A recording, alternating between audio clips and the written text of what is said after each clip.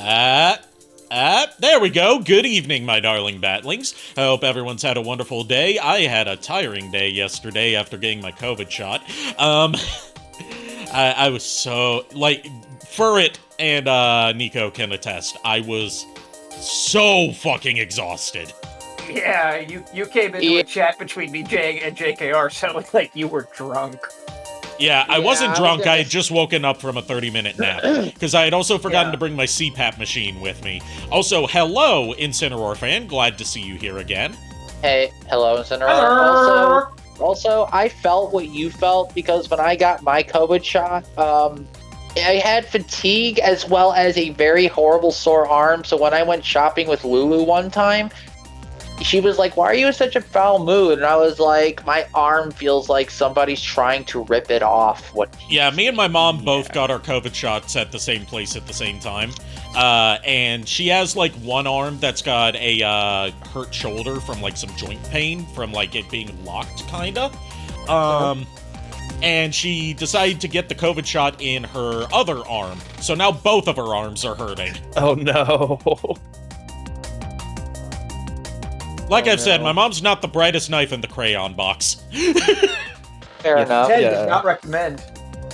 Anyways, tonight we are going to be playing Crisis Core because I put it up for a vote in my Discord server, and overwhelmingly everyone wanted to see Crisis Core as the next thing in the Final Fantasy VII saga over going back to the PS1 game. Crisis Core! Crisis Core! Crisis Core! Yeah. I have not played either of them to completion, so a lot of this is going to be new for me. I've gotten to, on my main profile, I've gotten to Chapter 4 in Crisis Core, but that's about it. Nice. Okay, then I was, wait a minute, trying to remember which... Chapter 4 is when you meet Aerith. No, Yeah. Okay, yeah, then you didn't fight one of my favorite summons yet then. Okay. I've also been trying to do as many of the side missions as possible, but I could yap about that all night, but... It is recommended, though. They give you a lot of good rewards. Yeah, especially fighting the summons to get their materia. Oh yeah, especially, do you care if I say the name of my favorite summon? Do you care if I say I don't care about spoilers for materia that I get. My favorite summon out of the original Crisis Core to fight was Bahamut Zero. Okay. The one that shot the giant ass laser. I finally did it. I had the perfect timing and no one noticed or cared. No, I saw it. What? Hey bro, What you timing? have big ears? Thank you. I do know that I have a noticeably large and beautiful pair. Thank you for pointing that out, Helton. How are you doing today? Oh god. Dude, you can't just stare at a lady's ears. I'm so attached to this game. Like, I loved Crisis Core as a kid, and Yeah, I remember we went on a hooked on beach it. trip in like middle school, and you brought Crisis Core on the PSP with you, and you were playing that all the time instead of going out to the beach. yeah. I mean, I let you play it too, at least. Yeah, you let me play a bit of it, and I didn't want to play too much of it because I wanted to play it from the beginning, but I didn't want to like screw over your save file. Yeah, well, I didn't care at that time, but I was Yeah. like, yeah, I understood. This song gives me PTSD. Yeah, Pizza Time is playing. Yeah, and I'm eating pizza right now, but Pizza no, time, Final Fantasy. Crisis Core. I did enjoy. I have beaten Crisis Core to completion. I haven't 100%ed it fully, but I have beat. Yeah, I am a nerd. What about you? I mean, Anyway, it's my name. yeah. So I wouldn't talk, but no. Crisis Core is really fun. Like, I love the remixes, and it's just it's a very addicting game once you get into it. You can really sink hours into it. I have. The bonus system's so weird, though, and I'm not going to mention it until we get to it. But The whole slot machine thing. Yeah, that is the weirdest thing I've ever seen in a Final Fantasy game. Yeah, especially since like leveling up is tied to the slot machine. Not only that, it also I think it also ties. If I remember correctly, you could overcap your HP through the slot machine too. Yes, you can. You can overcap your HP, MP, and AP. depending on the slot machine outcomes. Mhm. Okay, then. So I wasn't crazy then. All right. You know, I miss JKR. If he was here, he would have gone on that crazy I was crazy once rant, and we shall not, because that is his bit. Yeah. Exactly. I'm crazy in my own way. Also, I remember, like, a lot of people thought that this remake/remaster was never going to happen just because of Genesis being based on Gakuto. Which, like, Gakuto is a popular Japanese singer, actor, just celebrity, and he lent his voice and, like, overall aesthetic to Genesis in this game. In the Japanese version. I was also gonna say for Genesis as well. Interestingly enough, it's been a while in any Final Fantasy that one of the antagonists is actually one of the original classes from Final Fantasy I, which is Red Mage. Yep.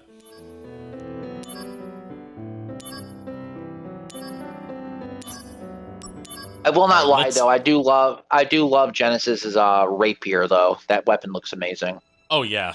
I like how Final Fantasy fans are angry with Sephiroth and now be the nemesis of Cloud instead of this other guy. I mean, Genesis doesn't have much to do with Cloud, so yeah, he's more Genesis. Yeah, Genesis is basically Zack's Sephiroth in this case. Yeah, he's basically the Sephiroth before Sephiroth in terms of his narrative elements, from what I've seen. I mean, that's kind of true regardless. The only sad part about this is, if I remember correctly, wasn't Corey Burton the original Zack? No, that was not Corey Burton. The original Zack was, I can't remember his name, but, like, I can never remember his name, but he was also on an old Nickelodeon show called The Adventures of Pete and Pete. Huh. I'm going to try to remember it. Hold on. Yeah, look up Zack's voice actor from, like, the 2000s up until Final Fantasy VII Remake. Doing it. We'll say this, though. We also it's Rick Gomez? Rick Gomez? Rick Gomez, yeah, that's his name. We also missed out on the original Sephiroth. Yeah, they redubbed the whole game to try and keep consistency in the voice cast, since they are officially tying this into the Final Fantasy VII Remake trilogy. Oh, he was in TMNT back in the 1980s. Rick Gomez? Yeah. Yeah. Zack. Funny enough, a couple before my internet went out, I was talking to Squishy Derp, and she was on 14. She found someone in her Final Fantasy 14 raid that dressed up as Genesis with his red mage. Helton, when you say bruh, I am straight, but I would date this dude, which dude are you talking about? I must know. Also, it's okay to have a man crush on someone if you're straight. Everyone gets exceptions. Like, before I came out as bi and I still thought I was straight, I had a total man crush on Scott McNeil. Yeah, I believe that. And I still do, but now I'm bi. now you've this dude right here, Zack, you mean? Yeah, understandable. Zack's great. Chris Hemsworth! Zack's a badass. I'm not sure. Thanks for the head. That came through. Yes, it did. Thanks for the head pats, Incineroar fan. Fucking hell, I'll pat your damn head now. Stop choking me! Oh, God. But yes, totally understandable to want to date Zack no matter what your sexuality is, because he's just great. Zack's sexuality is Zack. Well, I mean, from what I've seen, he's more of a single-target sexuality, which is just Aerith. Well, to be fair, a lot of the males in like Final Fantasy VII or in Final Fantasy in general are like very nice to look at. So it's like, especially any of them designed by Tetsuya Nomura, as you know, the 7 cast was. Yeah, so it's like it's hard not to actually have a crush on one of them, even if you're straight, bi, or like whatever floats your boat. Incineroar fan just said Zacksual. I agree. Okay, yep. I am writing that now. I'm writing that down the lore. Personally, I'm more of a Vincent. Vinsexual.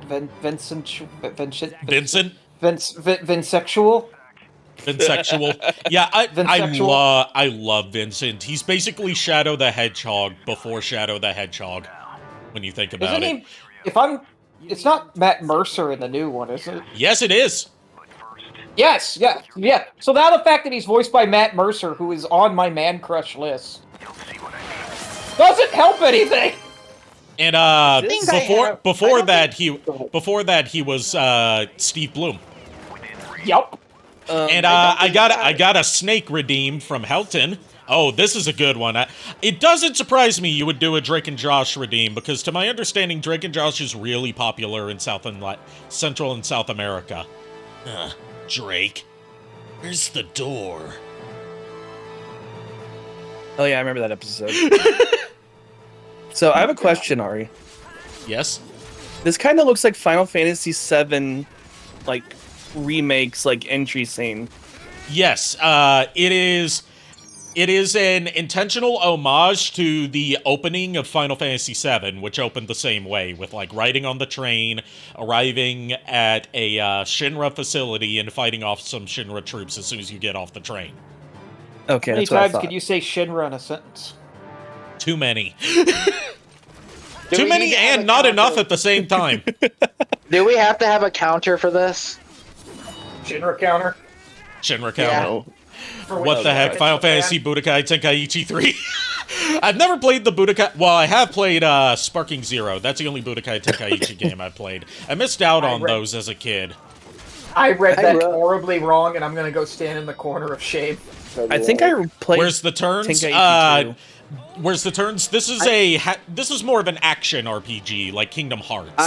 But it does have some of its own unique elements. More modern Final Fantasies don't really do turn-based anymore, but they do incorporate a bit of the turn-based mechanics into Remake and Rebirth through, like, having to wait for your gauge to fill up before you can do stuff like casting spells or using special moves. Mm-hmm. We'll say this though, Stranger in Paradise, even for being bringing this style into Final Fantasy 1, I did enjoy that. Just for the sheer fact that I'm a huge Final Fantasy 1 fan, aside from 14. I never forgive Square Enix. And then 16 is just Devil May Cry.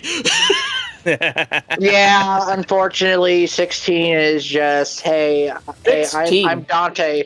I'm Dante, but in Final Fantasy. 16 existed. 16, I love 16. It's just not a good RPG. I got, like, so far into it before other things came out, and I got sidetracked. Like, I still haven't finished it yet, and it's to the point where I want to start it over from the beginning, because I forgot the story so far. Yeah. Just hit it in the ass, it'll be fine. I definitely would love to see anything. Oh my god. I was gonna say, Ari, I would definitely love to see you play Stranger in Paradise one day. I believe it's on Game Pass, isn't it? I think it is. I am not sure. I know the game is on Xbox and PlayStation. I know that much. Well, I don't know about Steam. Game Pass is in, like, the Xbox thing where you can play games for free with a subscription. I don't think it's on Game Pass. It was at one point, and it used to be on PlayStation Plus, but I know they took all the Final Fantasy, basically all the Square Enix stuff off of PlayStation Plus. Yeah, they did. I know. All I know is the game is on Xbox and PlayStation. I don't know about. I know it goes Pass. on sale for stupid cheap all the time. Yeah. What is this? Which, by the way, I'm hoping to God that that people do not give Nintendo Switch 2 Final Fantasy 14. No offense, we do not need any more servers in that game. Please, God, no. The queues are bad enough already. Listen here, mister. If you haven't been to either Shadowbringers or Endwalker's queue load-in time, I don't want to hear it. That was nightmare fuel. I don't know. That was a nightmare for everybody. That was like, I think 10,000, 15,000 player queue when it first came out, and it was just like, what the hell? If anyone has been there, you know. I will say, like, as good as the in-game stuff looks for being, remade from the ground up in Unreal Engine 4, it's really easy to tell what is, like, FMV from the PSP version. Yeah. Like this right here. Not just because, the video quality is a little bit crusty, but also because the designs are just ever so slightly different. Like, they're a lot more 2000 CGI. Yeah, sounds about right. Sorry, what was that? Huh? I said, I forgot Angel existed. And Geel. Gesundheit. And Geel was a very good character. Like, I'm not gonna lie, I did like him. He proved the fact that he didn't need to show off to be strong. He had a very good way of, like, disarming a battle without actually fighting. Yeah. Yeah, like right here, breaking up the virtual fight between... Virtual one-sided curb stomp between Zack and virtual Sephiroth. It's funny because he died. Look, it's not as bad as the virtual curb stomping of, oh god, wait, you said you were on Chapter 4. I don't think you saw the three-way battle. Yeah. Yes, I did. If you want to be a hero... Okay, then it's not as bad as the virtual curb stomping that Genesis got from Sephiroth after Sephiroth actually did try. Yeah. What, you mean Sephiroth actually didn't hold back on someone? Liar. He was toying around with him, and then he toyed around with Genesis, and then as soon as Genesis started to use like Flare, Sephiroth just was like, okay, kid gloves come off, come here. I'm just gonna ask, should we be spoiling in case people in the chat don't want spoilers? I don't know this stuff, remember? Yeah, well, still, just talking about stuff from, like, what you've already seen. That's still early in the game, so... I feel like that's kind of safe enough. Plus, they don't know the context of what we're talking about. Okay, fair. I just want to make sure. Okay. Oh, yeah, I remember this. Yeah, I like that they kept in the whole trait of him doing squats whenever he's just, antsy. And it's something that goes back to frickin' Final Fantasy VII. Yeah. I also... You see Cloud doing that at one point in a flashback. I also love the fact that that the whole squat animation from this game, like, sorry if I keep bringing 14 again over and over again. That emote is so much fun to spam, but unfortunately with Limsa Laminsa or whatever, that emote is spammed in such a wrong way. You're just like, okay, I'm out of here. Because it's Limsa Laminsa, of course everything's going to be used in the wrong way. That's the only place in the entire game where you'll have random bunny girls running up to you begging to be your slave. You did not. The thing is this: you have not seen the 7 Lalafell harem that this one cat boy had. I was done. That's why I avoid that in 14. Didn't you also have a story about someone in 14 and Limsa come up to you and offer? Oh God! You pay them and pay them for you to be their daddy. Yeah. Okay. So during me, my friend Menace, Drew, and Chloe at the time, we were doing we were taking a bunch of friends through 14. And while waiting for a raid, I was in Limsa a month ago, trying to get, waiting around for the queue to pop. Sorry. All of a sudden, there was a random player that comes up to me. It was a Makote, I believe. The cat girl. Yeah, the cat girl. And when I was on my Paladin, she comes up and types in a whisper chat, if I pay you I forgot what the amount of gil it was something mil. If I pay you something mil, will you be my daddy and step on me? I was so shocked, but I slowly just walked away. I was like, no. I mainly, the problem is, so you didn't do it, coward. He didn't do it because he is a committed man. Here's the thing. That's fair. If you got, like, here's the thing. In Limsa Lominsa, like, the real stuff happens after midnight. Once you go there, you'll never come back the same again once you've seen the horrors. Bruh. Hey, Zack. You're talking to someone who has a folder full of Makode pictures. One And you're Makode talking in to a- particular. Yes, Yeah, Makabe the Stray. We should really go. Wait, which Makote? Vakabi the Stray from the Rogues Guild. Oh, okay. Nice, She nice. is Bae. She is Makode Bae. Explaining the basics. I can understand that. I have a fondness for Y'shtola, so... Especially Y'shtola's since great. once you... If you see how she is in Stormblood into Shadowbringers, you would understand why. You would understand. Just going ahead and marking off all these tutorial mails. Yes, I know what a buff, I know what a debuff is, I know what magic is, I know what elements are. Who has time for tutorials? We What do do. you think this is, the beginning of the game? Yeah. So, did you read it? Tutorials. The I have this tutorial really- was... I just Go ahead. suddenly had this really fucked up idea of like having What? a game where at the very beginning the character outright says, "I don't need a fucking tutorial," and Oh, like Lord. never gives you a tutorial the rest of the game until like the very end. If they were to do like an HD remake of Home Improvement for the Super Nintendo, that's how they should handle tutorials. Given that the most Oh, famous Lord. thing about that game is like if Real you men try to don't look read at instructions. if you open up the instruction manual that comes with Home Improvement for the Super Nintendo, it just has like a label plastered over the page that says "Real men don't need instructions."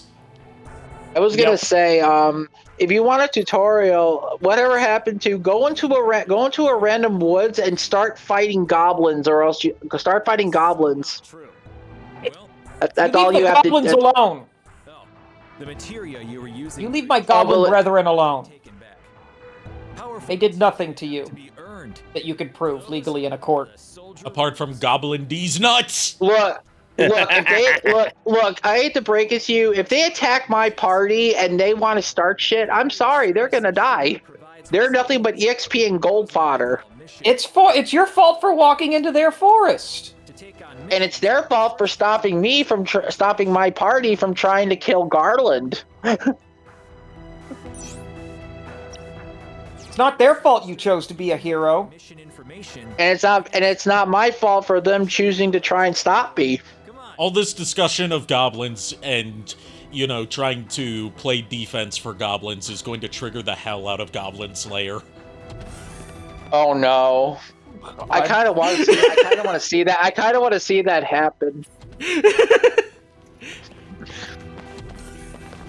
But no. Now you're making me want to play Final Fantasy 1 now. Damn it. Officially registered. Uh-huh. Try a mission. Oh, Which version, though? Because there's so many. I don't care what version, any version I like. Like mainly probably maybe the NES one probably. What about the Pixel remaster? if you're not complete. I've actually played and beat it. It's just basically It's basically all the NES thing. It's just NES Final Fantasy, but with updated graphics. And, you know, mechanics that actually work as intended. Yeah. Because famously, Only- NES Final Fantasy I was broken in that certain stats did nothing. Yeah, that's true. They did release a patch though, that someone, well, actually a mod that someone made that fixes all of that and adds like a bunch of new classes like the Dark Knight and Dragoon and like Mechanist. Okay. Buttons. They do nothing. Elton said Goblin Slayer. You said Goblin Doom OST. Look. Here's the one thing I don't got nothing against goblins, but the one thing I hate about goblins in 14 is I want to know how the hell they piloted Alexander as a summon. I want to know how did they get their hands on that. Very carefully. That's how. You question Well, the fact that goblins. You fool. Well, they called themselves the Illuminati for unironic reasons, I think. It's like, what the hell? I think half of the Final Fantasy XIV community don't even know why they call themselves the Illuminati. Because they're naughty, naughty goblins. So, so Ferd, are you trying to tell me that you're also part goblin? Or I never claimed to not be. Fair enough. I'm writing that So down. Ferrets are now part goblin. Okay. Right. I'm writing it down in his lore. Let me get his tome. How do you think he got so short? I keep telling you that was a Team Rocket experiment gone wrong, and not to bring it up. I don't know how to feel about Okay. that. Damn you, Team Rocket! Spider-Man, teach me not to be merciful with green creatures. I was gonna say, Ari, I may have made fun of him about the whole goblin thing, but the whole thing of him being shrunken down by Team Rocket, that's a low blow. In these pods, you'll find items that you can use in battle. Compliments of the company. Yes, in the pod. Came from the hole. Would you like to learn how to use a potion in battle? Yeah, Where are the goblins? They're in the hole. when is Cloud's cameo? To my understanding, much later in the story. He's not in this game. He's in the hole. One I was very disappointed about for the city of Duodecim, because Crisis Core was on PSP. I wish they had Zack in there. Zack would have been very good in there. You know, you're right.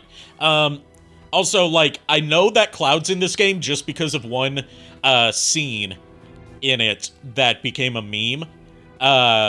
In the original dub, at least, of Zack saying, "Me, Gungaga." Oh my god. You know Gungaga? Oh. Oh my god. And they redubbed that scene with the original script intact in this remake. And given that Zack's voice actor in the remake saga and Crisis Core is not exactly the greatest, it sounds ever so off.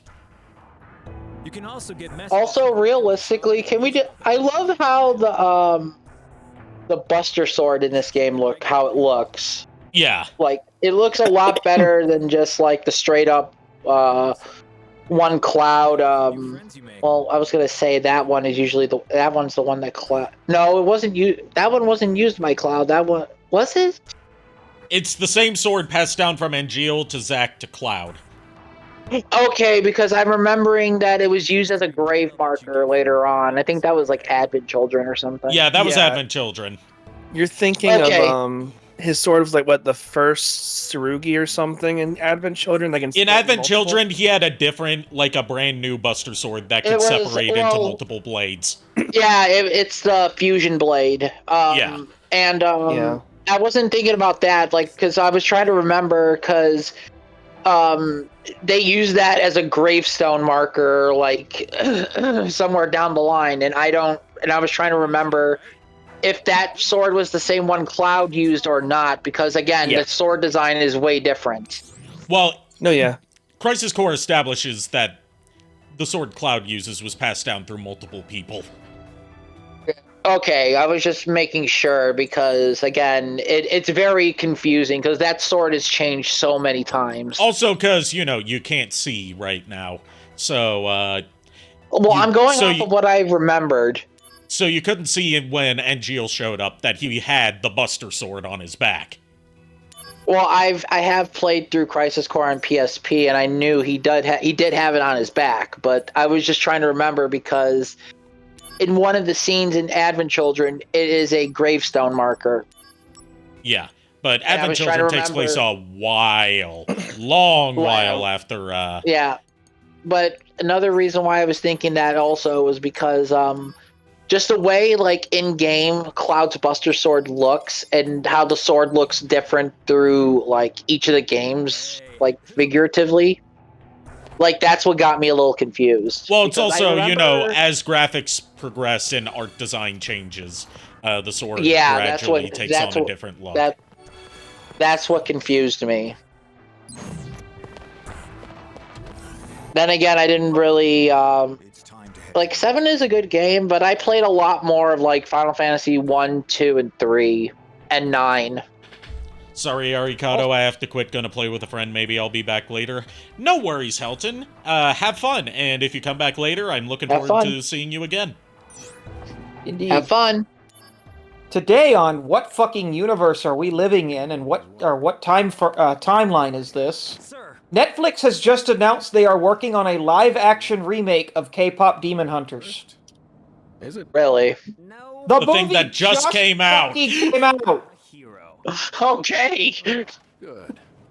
Unattainable. I mean, this is the same Netflix that had a surprise success with Squid Game, which, you know, was a huge critique of capitalism and, like, the gamification of the struggles of the poor. And we're like, okay, that's a great idea for a show.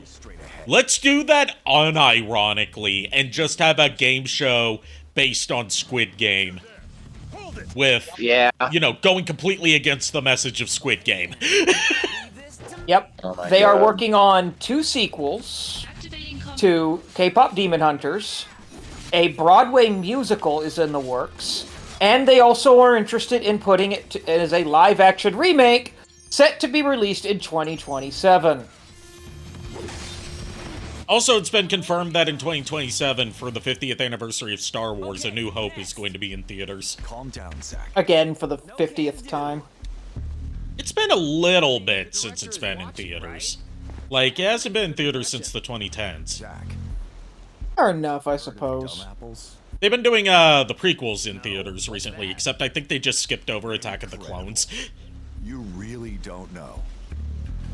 And can you blame them? So much for Yes, actually, I love Attack of the Clones. It happens to Like, be they my did, favorite of like, the prequels. they did, Phantom Menace a couple years ago, and then last year they did Revenge of the Sith, and they just, I don't think they Oh, did God. Attack of the Clones. Ow. Oh, God. Oh, boy. Activating combat mode. You okay? Yeah, apparently, so there were some leftover wings upstairs, and apparently it was a mixed bundle. I got a ghost pepper wing again. Oh.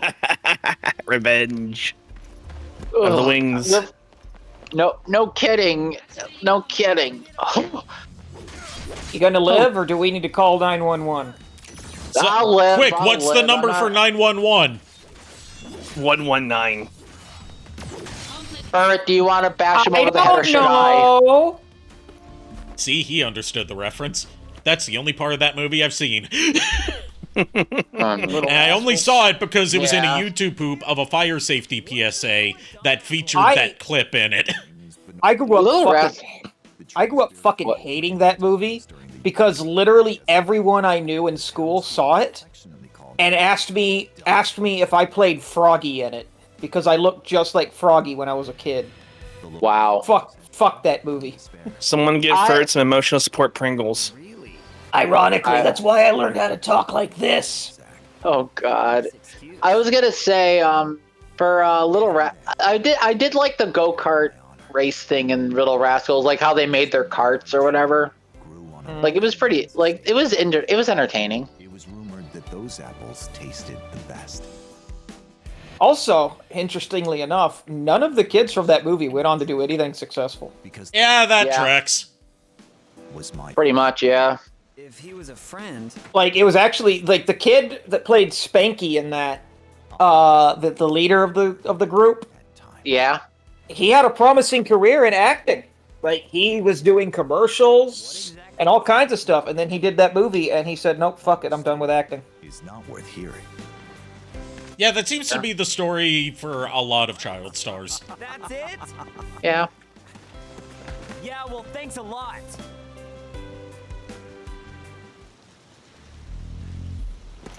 Alpha went know. on to do something, but I can't remember what. Yeah. By the way, I need Miles, to show you that that YouTube poop of that fire safety PSA that I reminded myself of with the what's the number for 911, because it features Gilbert Gottfried as a talking smoke detector. Oh, Oh, geez. this part of Crisis Core. Yeah, this is important. Okay. Oh, yeah, here's another fun thing of what the fuck is going on. So Oklahoma was supposed to get a new theme park in the next couple years. Yeah. Like they announced it last year. There was going to be a new theme park called Heartland. Okay. American Heartland. All right. They have officially shut down all plans to build here because of a lawsuit filed by the investor who claimed he tricked by the developers. It was filed by the developers who claimed the investor tricked them into funding $60 million for it by sending him texts and emails pretending to be God. What? What? Yeah, that tracks for Oklahoma. I hate to admit it, but yes. There are reasons I hate this fucking state. The only place that would track even more for, along with it being called Heartland, would be Ohio. Yeah. We can't have anything nice in Ohio. You're not even in Ohio, and I still agree with you, as someone who has relatives that live in Ohio.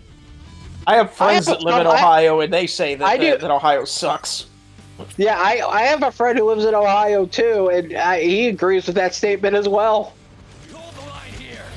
It's just one man. Prepare to swarm him. Yes, it's just one man. Unfortunately, that man knows how to use magic and a weapon really well. And so his I don't know what to name? tell you. It's just one man, and his name is John Cena! And his name is John Stamos! Oh god, that's worse! Just all of a sudden, the speakers in the arena start blaring, "Everywhere you look." Don't let him near any of the women! They won't be able to resist! That's actually a bad joke, and I apologize. It's too late. It's already being recorded. To be fair, he never did anything bad. He never did anything bad. He's just known for being a ladies' man. Exactly. Which is why he always plays ladies' men. Yep. Yeah. He's just like, can we agree that he's one of the like rare good cases of someone building a career off of just playing themselves. Yep. Yeah. Wasn't he also the only, like, he was like the one adult working on Full House that fucking hated it? All of them did. Except for Dave Coulier. He was like the only one who liked it. Bob Saget didn't hate it. He just hated that he wasn't allowed to swear. Yeah. He hated that he had to play a character that was the complete ideological and, like, personality opposite of who he was. I was gonna say, isn't Dave Coulier Joey? Yeah, that was Joey. Yes. Okay, I was just trying to make sure. He's also the one that, he's also allegedly, basically confirmed, but not officially confirmed, to be the one that Alanis Morissette wrote You Ought to Know about. Yep. He was also in both Muppet Babies and The Real Ghostbusters. Oh, God. He's also a certified scumbag. Yes. As evidenced by You Ought to Know. Yep. Well, there was like a whole thing, like, everyone like assumed that Bob Saget was the asshole. No, it was Dave Coulier. It was Dave Coulier, to where what is her name? The Jodie Sweetin, the girl that played Stephanie. Yeah. She came to Bob Saget's defense because everyone thought that Bob Saget was the one that was mean and rude to the kids on set. And she was like, no, believe it or not, Bob Saget was a fucking saint. Yeah, Bob Saget's, raunchy, very outspoken, inappropriate guy, but that doesn't mean he was an asshole to people for no reason. Yeah, she remembered one point where Dave Coulier was like cussing up a storm because one of the kids kept messing up their lines and it was pissing him off because they kept having to redo the script, or the scene rather. So Dave Coulier was cussing up a storm, And Jodie Sweetin said Bob Saget pulled me aside and said, please don't repeat any of the words you just heard. You know what that makes me think of in terms of, like, comedy actors that took that shit way too seriously on sitcoms?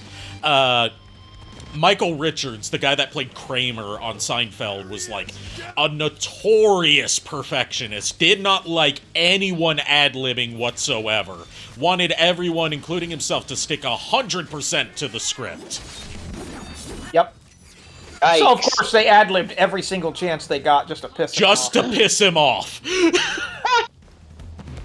Which is weird, because you would think Kramer would be the more laid-back one. He also apparently hates being reminded that he was in UHF by Weird Al Yankovic. Yep. Wow. He will not sign anything UHF related. He was one of the best parts of UHF, to my understanding, but he hates being reminded that he was in it because he doesn't view it as, like, a worthy part of his career, because he views himself as, like, an artiste.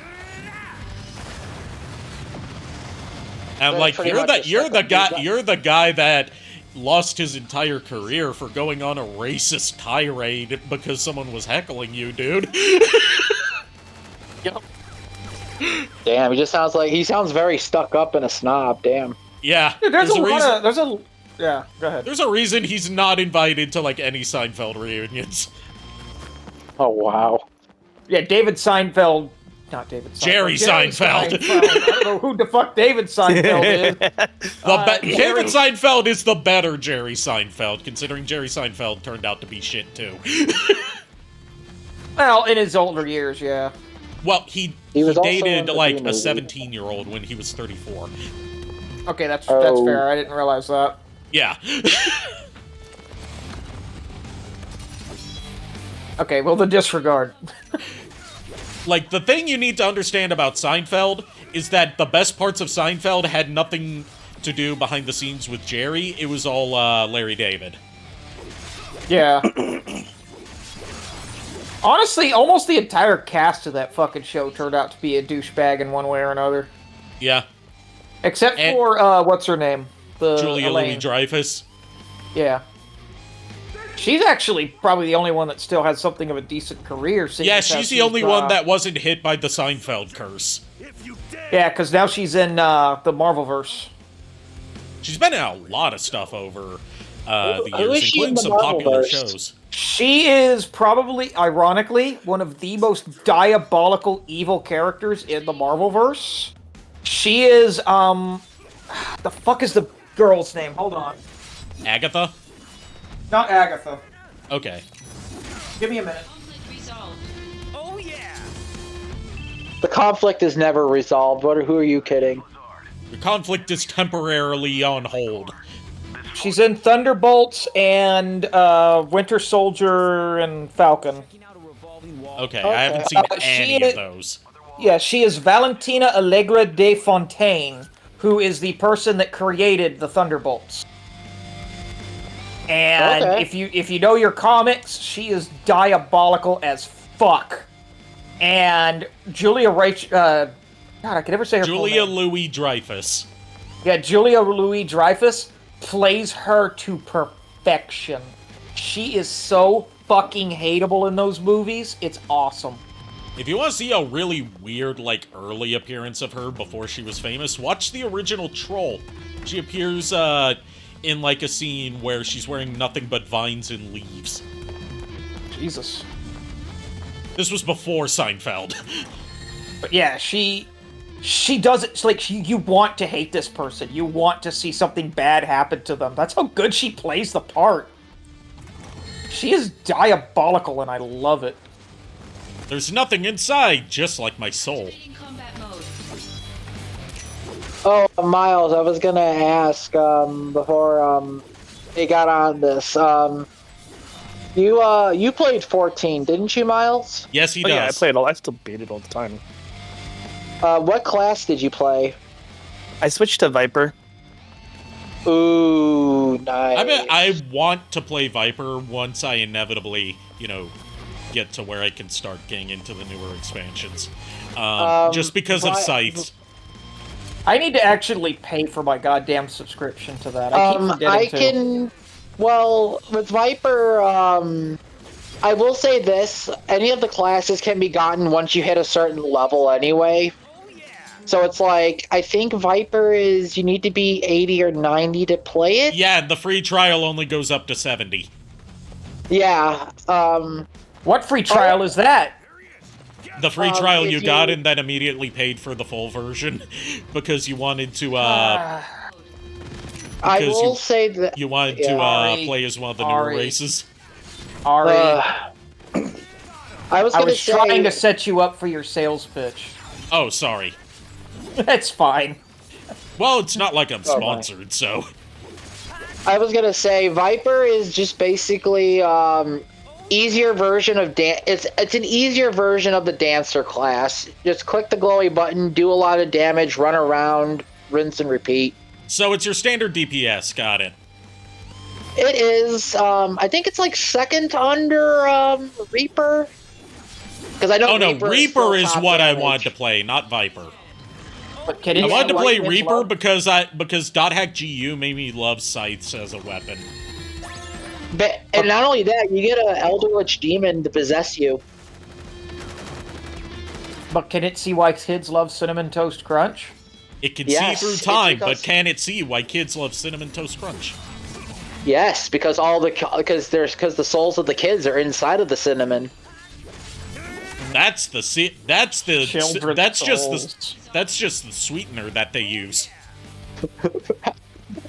But no, Your I mainly- nourish us. for some reason I can never get into DPS in 14. I just loved playing tank mainly. Mainly Paladin and Dark Knight because I am horrible as a tank, so I've been preferring DPS. I mean, that's not a problem. I mean, if anything, healer is the hardest job to play if you want basically if you want to have nothing but anxiety. I mean, play healer, go for it. And if you want to be the one that everybody blames. Well, yeah, plus the fact they choose if you live or die. You need to be nice to your healer, because I've already had someone try to hire a hit on me because of the fact I pull way too many things in a dungeon. I literally wall to wall with my paladin, and they're just like, "Can you please stop?" I'm like, "I'm not doing anything wrong. We're all still alive, and I'm still like standing here." Keep your eyes open. Tired, Ethan.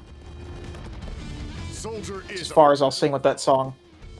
Oh God. I love this scene if you sneak up on them. stand against our enemies, no matter what, Do it. even if it means our lives. In Wu Oh God. retreat is never an option. What? Retreat is never an option, but we can learn to make it an option. Against bad odds, retreat is the best strategy. Ba-da-ba-ba-da-ba. You also get a free potion if you do that. I mean, yay, a free whole 250 HP recovery. I mean, given that you start with like 650, that's pretty good. Yeah, that's fair. That's fair. Then again, I'm used to starting off with like double digit HP rather than triple digit. I mean, it makes sense to start out with triple digit because you are a soldier second class. Well, yeah, but again, I play more of the classic, more like older Final Fantasies where you start off with like 35 HP as a fighter rather than like triple digit numbers. It could be worse. It could be NES Metroid where you start off with 30 HP, not just at the beginning of the game, but every time you reload or die. We do not need to bring up the horrors of that, thank you very much. I have beaten that game. I had to rely on the rewind feature from Nintendo Switch Online. I would not recommend beating that game. I mean, I've beaten it on the original NES, and even I don't want to touch that game. I don't want to. Would you like to know a password for Metroid that breaks the game? I have a feeling I may know what that password is, but sure. Well, there's several, but one that breaks the game as in, like, Metroid, unbeknownst to a lot of people, has a built-in timer that helps factor into, like, what ending you get.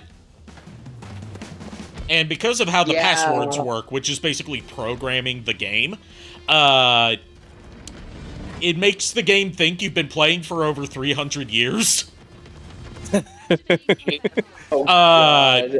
And results in you getting the worst ending that you usually will not see under any circumstance, because if you can beat the game, you will usually at least get the normal ending. If you put in the password, mother brain, question mark, fucking toast, with fucking spelled with an E instead of an I, you get an ending where you start off at the final area of the game, you're in the Zero suit, Mother Brain does not spawn, and it immediately goes into the, like, timed escape sequence. And when you beat the game, you get the worst ending where Samus turns her back to the audience and cries instead of taking off her suit. I was gonna say, I was gonna ask if I remember correctly. Super Metroid. I thought Super Metroid did theirs by item completion rather than No, I'm talking about NES Metroid. I know you were talking about NES Metroid, but I'm trying to remember if Metroid. Super Metroid factors that. Super Metroid does item completion plus speed. Okay, I was gonna say I know that the original Metroid. You want to be mean to Samus? I was just saying, like, I thought they eventually turned that to just like item completion, but it was like basically with Super Metroid. To my knowledge, keep in mind I'm by no means a Metroid expert. Me neither am I. Like speed and item completion are two factors where like doing extremely well in one or the other guarantees you the best ending. I was gonna say, at least it's not as bad as the worst ending of NES Kid Icarus. Do I want to know?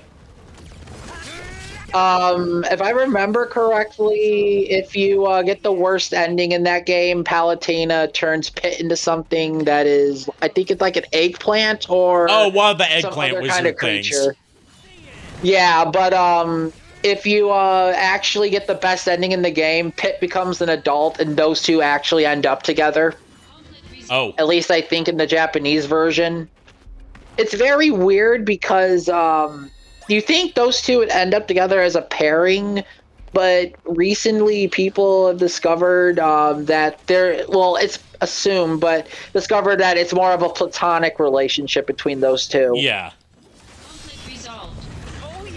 And it is a very confusing lore history that I do not want to get into. Yeah, very confusing lore history for a series with only 3 entries in it. Plus the fact that it's all about Greek mythology, and Greek mythology in itself is already weird as all heck. Yeah.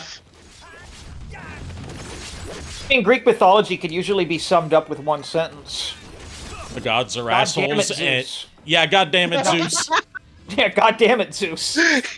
Well, no shit. Zeus got with everybody. It doesn't even matter anymore.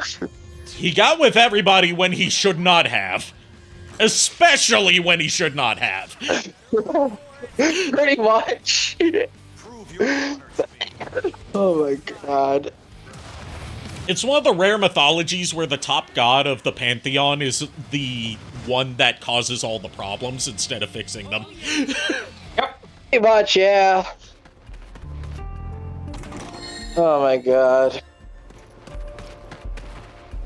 So did you get anything good out of that? I heard an item obtain or I got some earrings. I think Nice. Isn't the courtyard like really big in this? I forgot, I haven't played in such a long time. No, the courtyard's pretty small. I mean, like character wise.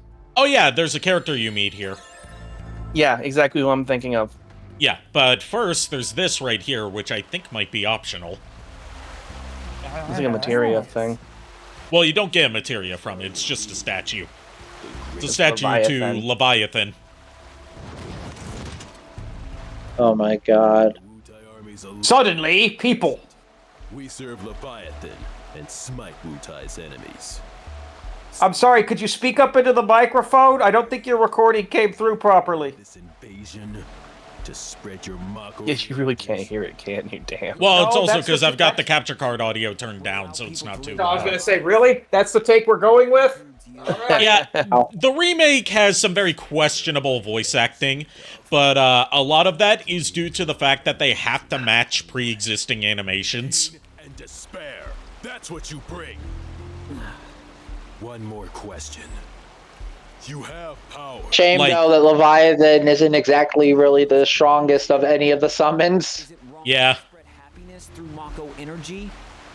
Is that what you consider evil?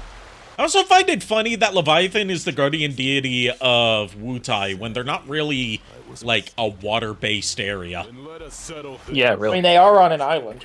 They are on I mean, I island, was but, gonna- like, you would think it yeah. would be the guardian deity of Junon, because they are, you know, the ocean city. Yeah, well- that's true. Look, as much as I love Final Fantasy VII and its lore and its characters and all of that, there's a lot of shit in these games that don't make a lick of goddamn sense. Yeah, Like, partly they're because really- they kept on adding and rewriting things over the course of almost 30 years now. Like, Very I was where, gonna the, s- where in the actual fuck did Vincent pick up a sentient gun? Internet. There's also the whole thing of, like, they can't decide whether Hey, sentient- Lucrezia you mean- was, like, a willing participant in that experiment or not. Yeah. Wait a minute. Are you saying death penalty is sentient? I'm Not talking death about penalty, Cerberus. Cerberus. Oh, Cerberus. Okay, I was gonna say. Yeah, between 'cause- Final Fantasy VII and Advent Children, at some point he gets a sentient gun named Cerberus, and He it gets a becomes the center point of one of the games. But they never fucking explain it. Yeah, I didn't even Dirge know of it was Cerberus's plot is a mess. Partly Okay, because okay. a lot of the plot was cut out of the international version because it was exclusive. Like, a lot of the prequel stuff that explains Vincent's backstory and a lot of stuff you need to Wait, understand. I thought Dirge of Cerberus came after Advent. Never mind. Yes, I'm just wrong. it came out after Advent, but Well, no, I'm saying Cerberus. like lore. I'm saying lore-wise. Yes, it did. Whatever. It did, but he had Cerberus in Advent Children. Yeah, Oh, okay. yeah, that was the gun he used in Advent Children. I always assumed that was death penalty, but never mind. I was No, wrong. it's Cerberus. You can tell it's Cerberus because it's got 3 barrels. Yeah. Yeah, Then they again, all- I never really used Vincent that much. They all got different. Well, Advent Children was a movie, so I hope to God you didn't use Vincent that much in it. Well, very funny. I do remember though that Vincent's final limit break in the original 7 Chaos was very cool because of a direct link to Final Fantasy 1. Yeah, and it becomes a plot point in Dirge of Cerberus, where it basically becomes his supersonic mode. That song that plays during that final battle, I still love it. I am not exaggerating when I say Dirge of Cerberus is just Shadow the Hedgehog, but with Final Fantasy. Yeah. Also, the fact that if you really want to have a challenge in that game, just do the final battle without using death penalty. Just use your normal guns and have limited ammo. Wutai at all costs. 3 Here she is, everyone shut the fuck up! soldier dudes must be punished. Who are you? It's Tidy Yuffie! I'm Wutai's greatest warrior. It's over for you because now you have to face me. I just love Yuffie in this game from what I've seen. Safe for you. Right? She's Yuffie's the amazing. biggest. She's just the biggest goofball. Home. If you I mean, she's always been the biggest goofball. I've noticed. Yeah. through me, Oh man. I like how the remakes, like, emphasize on that, too. Like, it's not... Because, like, in the games, you could barely... Like, the original game, you could barely tell she was meant to be written as an idiot and a goofball. I like that they kept her like one-armed rapid punch thing that she does in PS1 Final Fantasy VII whenever she's excited. teach you to mess with Mm-hmm. me. I love how they did Yuffie in the Final Fantasy VII Machina Bridge though. Like that one made me love her even more. It was just funny. Boy, oh boy. That's But, like I said, Attack! like I said, I love how in the remake, they just made her a fucking idiot goofball. in like every possible way. Yeah, especially once we get to how she ends up joining the party in Rebirth. Yeah, I was gonna say, the fact that they now have to factor her into the parade is brilliant. I was gonna say, it isn't like Yuffie in Rebirth very broken. Yes. Well, hold on. They don't factor her. You're talking about the parade for the parade for Rufus. She's not in the parade itself, but they factor her into that part of the story. Oh yeah. Well, there's like a she's sequence, she's not a participant in the parade, but she's present for those events. Oh yeah. Yeah. I'm trying not to spoil it. Yeah, I got you. Yeah. I was gonna say though, because I heard a lot of people say like, because I only played the Final Fantasy VII Remake, not Rebirth. Yuffie, from what I've heard, is very overpowered. Yes. Even as you get her, because from my understanding, part of it is that part of that is that since she's both a melee and ranged fighter, and because she carries over her mechanics from the DLC for Remake, she has that ability to like infuse her ranged attacks with different elements in place of using spells. Activating combat mode. Yeah, I was gonna say also that she's also good because she can combo very well when Cloud launches enemies into the air. Oh yeah, she's great at like dealing chip damage at range by throwing her shuriken. Yeah.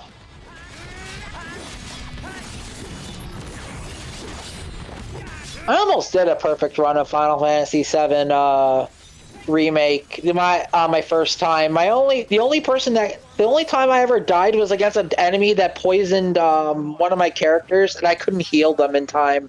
So I got a game over off of that. On my playthrough of the Yuffie DLC, I only died in one fight, and it was against Nero the Sable. Not the second to last boss. Yes. Yeah, he's a pain in the dick. Oh, yeah. Did you ever fight I didn't fight Vice the Immaculate. You didn't fight the what the Wise I didn't fight Vice the Immaculate because you only unlock that after beating the DLC. And that was the VR battle, right? Yeah, it's the main villain of Dirge of Cerberus, basically. Because that's what I was gonna ask you. Yeah, I didn't fight him because I was like, I've spent a year and a half plus on Final Fantasy VII Remake. I'm ready to move on. Yeah, thank God you didn't. You would have chucked your controller at the wall immediately. That fight is just gruesome. That fight is gruesome. Is it as gruesome as the Hell House? Now, get out of there. It's worse than the Hell House, especially Hell House's hard mode. I want to shake the hand of whatever motherfucker decided, you know what would make a great boss fight? The goddamn Hell House. Like, the Hell House was just a regular enemy in Final Fantasy VII. Yep. Despite that, they made it actually really fucking hard. Yep. They basically made it a transformer. Well, here's the thing,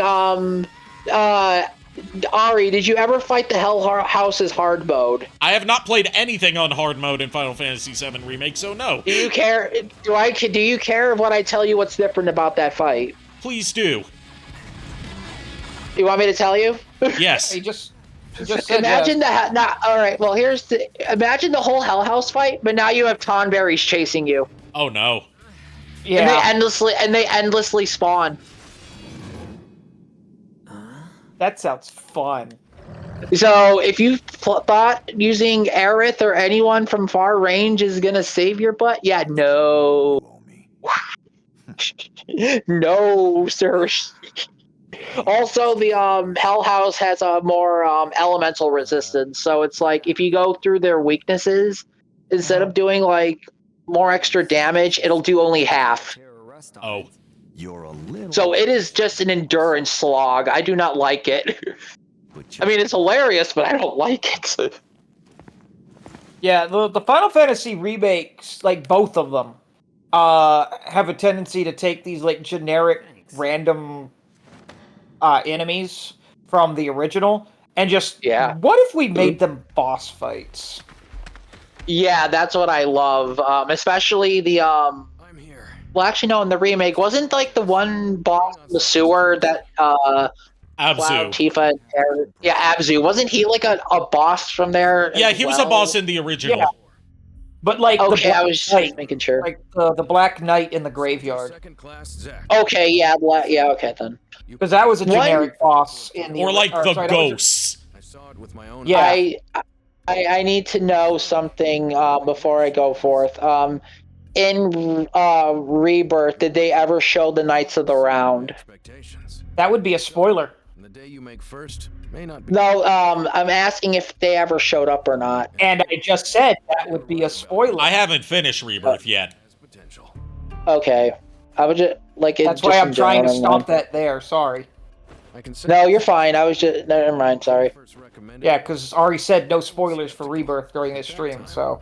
Yeah, I'm pretty far into Rebirth. It's just I haven't played it in a long time. I just don't even know if 7's remakes at all even did that summon yet. That's what I was curious about. I haven't even gotten past Rebirth, like the first bit. I've literally just been sitting there. I haven't even played it, so... I think the furthest I got was one of the villages in the jungle. Like, I mean, the thing about Rebirth is that a lot of people complained that Remake was too short at 30 hours and only covering the Midgar portion. Rebirth definitely isn't short. No, it is long. It covers... Yeah, I'm not going to spoil where it ends, but Jesus Christ. Well, I mean, they said pre-launch where it was going to end.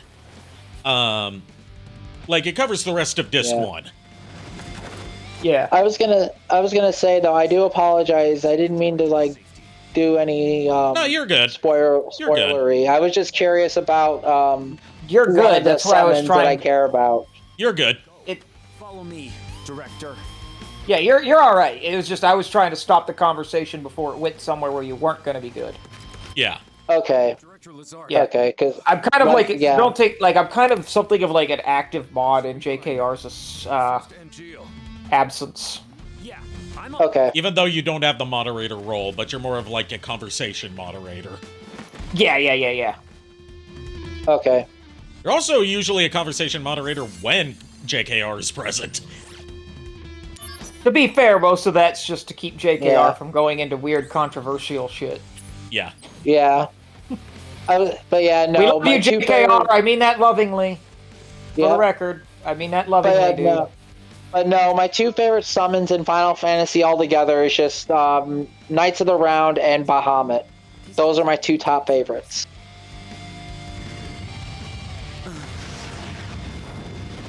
I will say I never got Knights of the Round in the original because I never did either.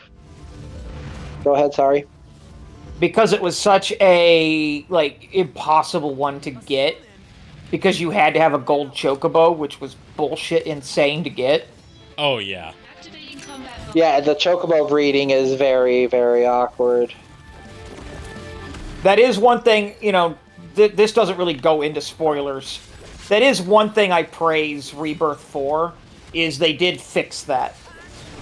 They also just, like, made chocobos more fun. Yeah. But by like, making chocobo breeding isn't as brutal.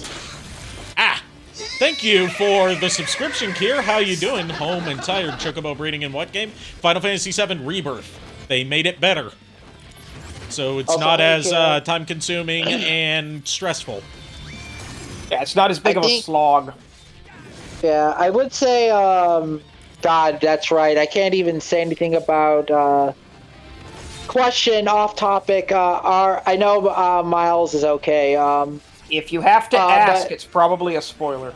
Still, no, let him ask. In 14, how far? Yeah. 14. How far did you two get?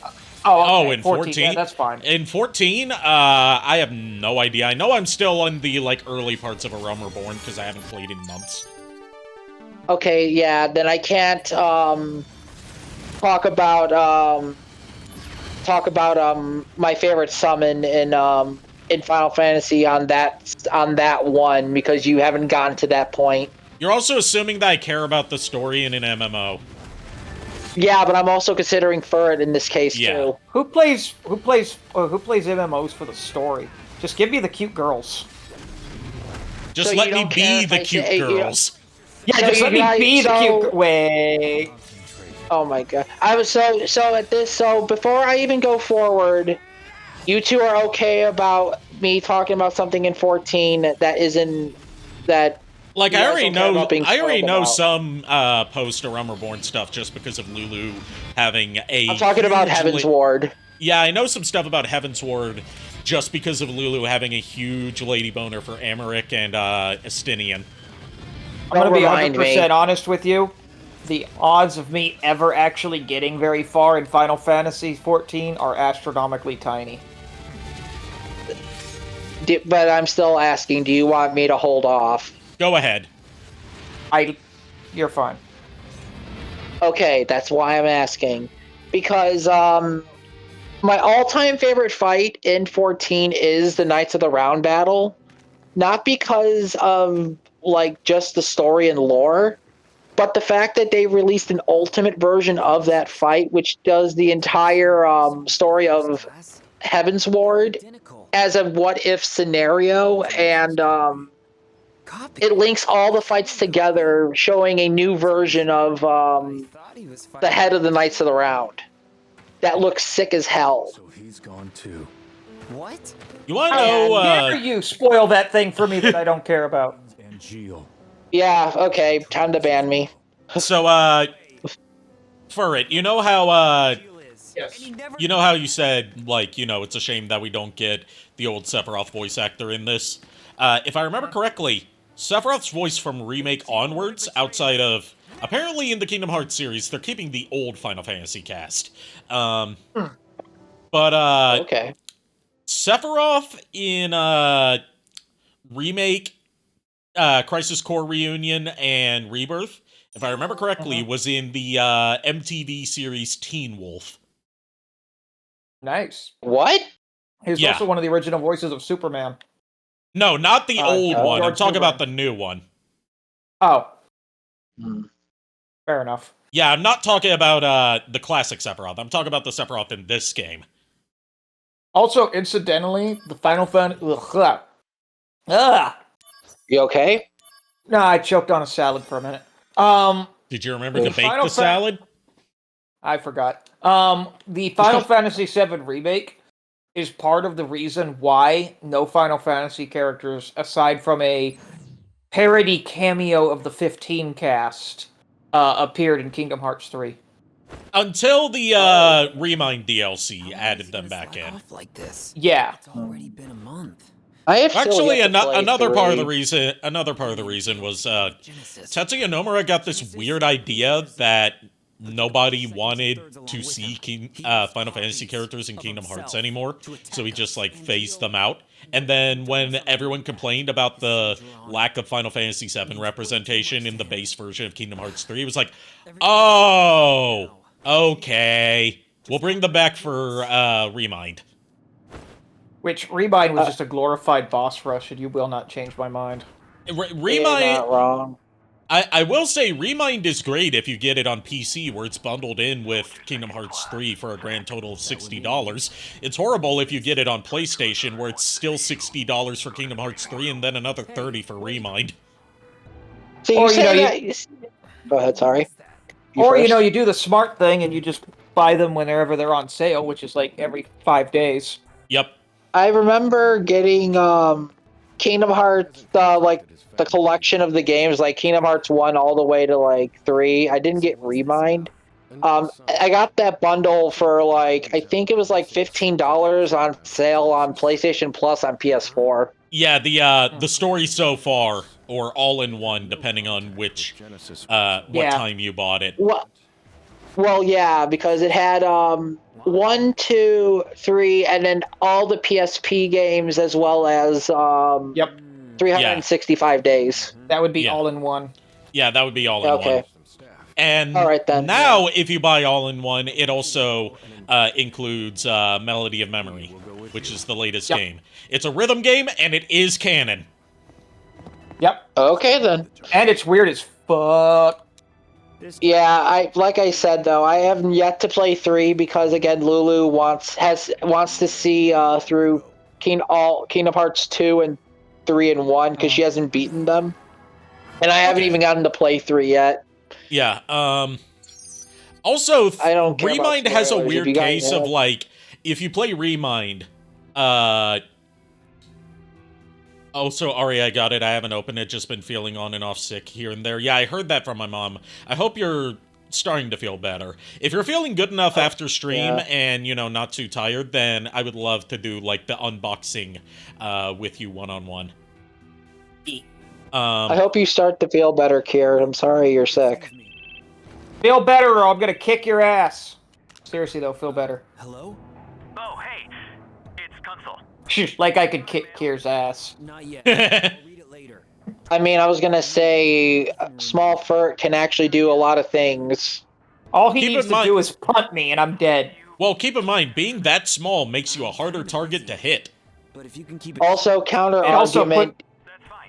Go ahead. I say counter argument on my end. It also makes me great punting size.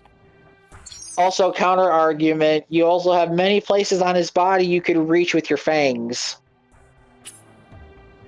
I don't like where this is going. Did you know that in terms of male human and male Pokemon? No. If you're gonna do the... Wait a minute. I said male human and male Pokemon. I was gonna say, what Pokemon are you talking about? I'm talking about Furret. So this is the new Furret coffee pasta? I'm going off of what you just of the new lore that you just inserted.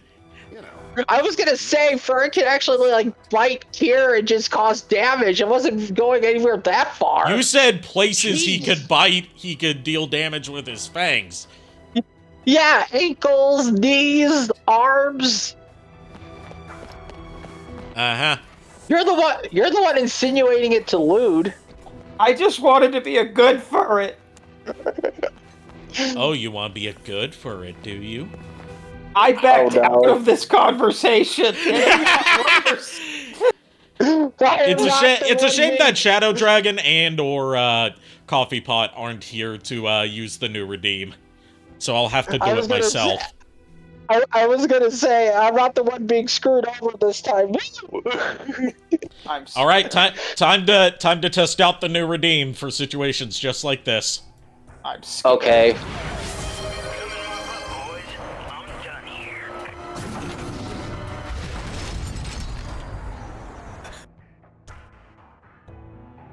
In all fairness, we could barely hear him talking over the redeem noise.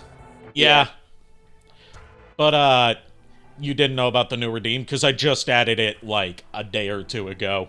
It's for when someone says something unintentionally sussy towards me. It's a clip from one of Jerma's streams where he was playing Incredible Hulk Ultimate Destruction. And, the guy in the mech says, "Come and mop up, boys. I'm done here," but because of the bad audio mixing and bad radio filter, it makes it sound like he's saying, "Come in my butt, boys, I'm done here." Oh no. Oh no. A little bit of a heads up for anyone in this call that has Pokemon Scarlet and Violet. Which is not me. What? They hit the amount of raid den battles for the shiny, was it Wo-Chen or whatever it is, that weird snail plant thing. So it is going to be mystery gifted August 8th. Ooh, nice. So, but no, like I said, I'm not the one being screwed over this stream for once in my life. Here, I told you we would hit it. Like, you were like, everyone I know was like, we're not going to make it. It's going to be a Zeraora repeat. And I'm like, dude, we're going to make it just fine. I already assumed you guys were going to make it anyway with how many players were actually going to do this raid. Well, it's a shiny that hasn't been released anywhere. So, of course, there's going to be all the shiny hunters, like, freaking out. Well, yeah, again, how hard with how hard people play Scarlet and Violet to like get them all, including shinies. Yeah, I did have no doubt that it was gonna be successful. So what you're saying Yeah, we is got that zero people aura. that people play Scarlet and Violet so they can because they gotta catch them all. I do. I mean, you're speaking from experience here. What? I'm not because I've never played Scarlet and Violet. I play good games like Ride to Hell Retribution and Sonic 06. You torture yourself. No, the question is, do you play the original 06 or do you play Project 06? The original, because Project 06 is never going to be the true successor to Sonic damn it. 06, now that the developers confirmed that he's never going to do, like, the story or hub world or mission stuff. He's just going to do the levels and that's it. So you basically just gonna drop it and let it die. Like, he tried to frame it as like, oh, my intent all along was just to refine the character gameplay and, like, refine the levels, but I was never going to do the bosses or the hub missions or anything like that. And I'm like, oh, so the best way to play Sonic 06 is still Sonic 06, got it. That's just sad. Because it's not Sonic 06 if you're missing out on half the game. Yeah, I'm just gonna say that's sad. I was gonna say to Kier in chat, I got all my PSA cards back, Kier. All the Charizards. We have I have a chat with Kier that's called Charizard Tax, and I just go in there and scream praise Charizard like You every day. literally named a chat Charizard Tax just to mess with him, didn't you? We did, yeah. JK Those are and I messed with Wutai them by monsters? saying Yes, because we Charizard. were just in Wutai. And I'm sad I wasn't a part of it. Damn. If you notice me getting it's hit over and over, it's not just because I suck at the game, although that is a factor. It's also the fact that I can't ad break. adapt to the fact that dodge is on X instead of circle. Ew. Circle is Also- for using items. That doesn't make sense to me. And you were saying, Miles? I was just saying that I didn't even try to. I just literally just was JKR and I'm messing with with Kier. Oh, okay. Yeah, Kier hates Charizard. Yeah, I know. I heard the salt in his voice when when I was talking to him about the Pokemon D&D campaign that'll probably happen, and the whole thing with you and him with Charizard or whatever. I heard the test in his voice. He's just like rock slide. Stealth rock. Too bad Flygon will just die to Surf. Why would Flygon die to God. surf? Because Flygon's ground. Ground. Oh, I didn't know that. Yeah, Flygon's ground dragon. Wait, It's weird that it's a no. ground type, considering its color scheme is usually associated with anything but ground. Because its first stage is Trapinch, which is a antlion. Yeah. Well, I know that, Kier, but he could also die to ice too. Surf can still one-shot a Flygon, bro. It depends on what level it is Wait, and what stats are. wait a minute. I thought because of the dragon typing. Yeah, that's the what surf Kier damage- just the said in surf chat. damage- Flygon Yeah. gets 1 times Yeah, because but- dragon. Ice is 4 He times. can still die. But no, ice would murder like in a heartbeat. So Let's see. Yeah, because you got ice, you got fairy.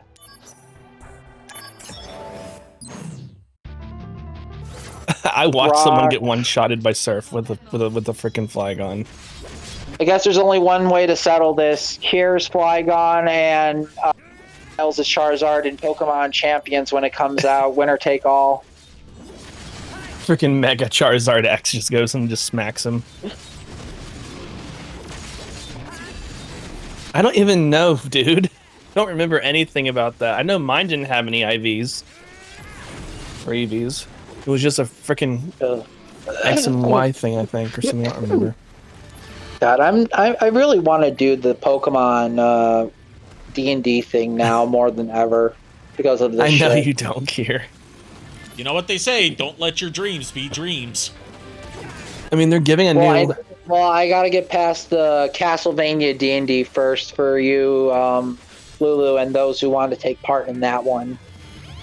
Ah, shit, I didn't drain his meter in time, so he's using Hellfire on me. I'm doing the virtual rematch against Ifrit. Ifrit, yeah. Also, I hear that awesome music, The Summoned. Yes. That version of Those Who Fight Further is still my favorite. I wish they added it into Cydia NT when NT was still going on. I wish. I kind of want to beat a Flygon with an ice cube. I mean, Kier was talking to me about a special thing with his Flygon, I think, or like one Flygon he wanted to do in D&D that he wanted to make a lore for his Flygon where it grew up in like like a snowy area. So instead of it like having a ground typing, it would have an ice typing, and it was able to use like certain ice attacks or like weaker versions of it as a development for its different kind of Flygon. Like it was interesting. It's an interesting concept. I'm like, well, with the way D&D and how Pokemon can work, you basically can make your Pokemon any way you want. Like you can make it like in a custom way. Yeah. I mean, it just depends on what you want to do lore-wise. You said instead of 4 times... let me move my mouse cursor. Instead of 4 times damage to ice, it's 3 times and could use weak ice moves. Activating combat. Well, yeah, because here's the thing. In Mystery Dungeon, which is basically Pokemon D&D, multi-hit attacks are very broken. And they're the reason why like a lot of Pokemon like Skitty, Cubone, and like Skitty and Cubone are like god tier. And the reason why I said this was because if I were to give like say Icicle Spear to his Flygon or something, or like his Trapinch, I would have to make the attack the chance to hit the Pokemon weaker. So it's like, okay, you say you attack, and it's like you have to see if you like pass their AC. So it's like, okay, you have like it's D20 plus 2 to see if you hit, then it'll be plus 1, then normal D20, then minus 1, then minus 2 until you miss, up to 5 times. And like it's just something in concept that we were talking about offhand. So it's like I haven't even like gotten into the core things with Pokemon D&D yet. Because right now, again, I'm still working on the Castlevania one. Sorry, excuse me. So I don't want to cross wires in terms of D&D campaigns. Oh my god.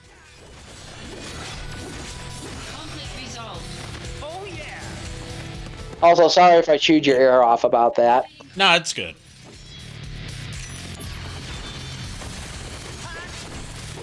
Oh my god. Yeah, they definitely turned the AC on. It's cold down here now. Ugh. They turned the armor class on? What? No, They turned the Assassin's Creed on? What? They turned the Animal Crossing on? What? They turned the Armored Core on? What? Miles, did you hear something? I mean, I just heard about like air conditioning kick on. Yeah, that's what I thought. That's what I thought. No, they did turn the air conditioning on, so now my basement is I think like 5 or 7 degrees cooler. Well, which is it? Is it 5 or is it 7? I'm going off. I don't even know anymore. You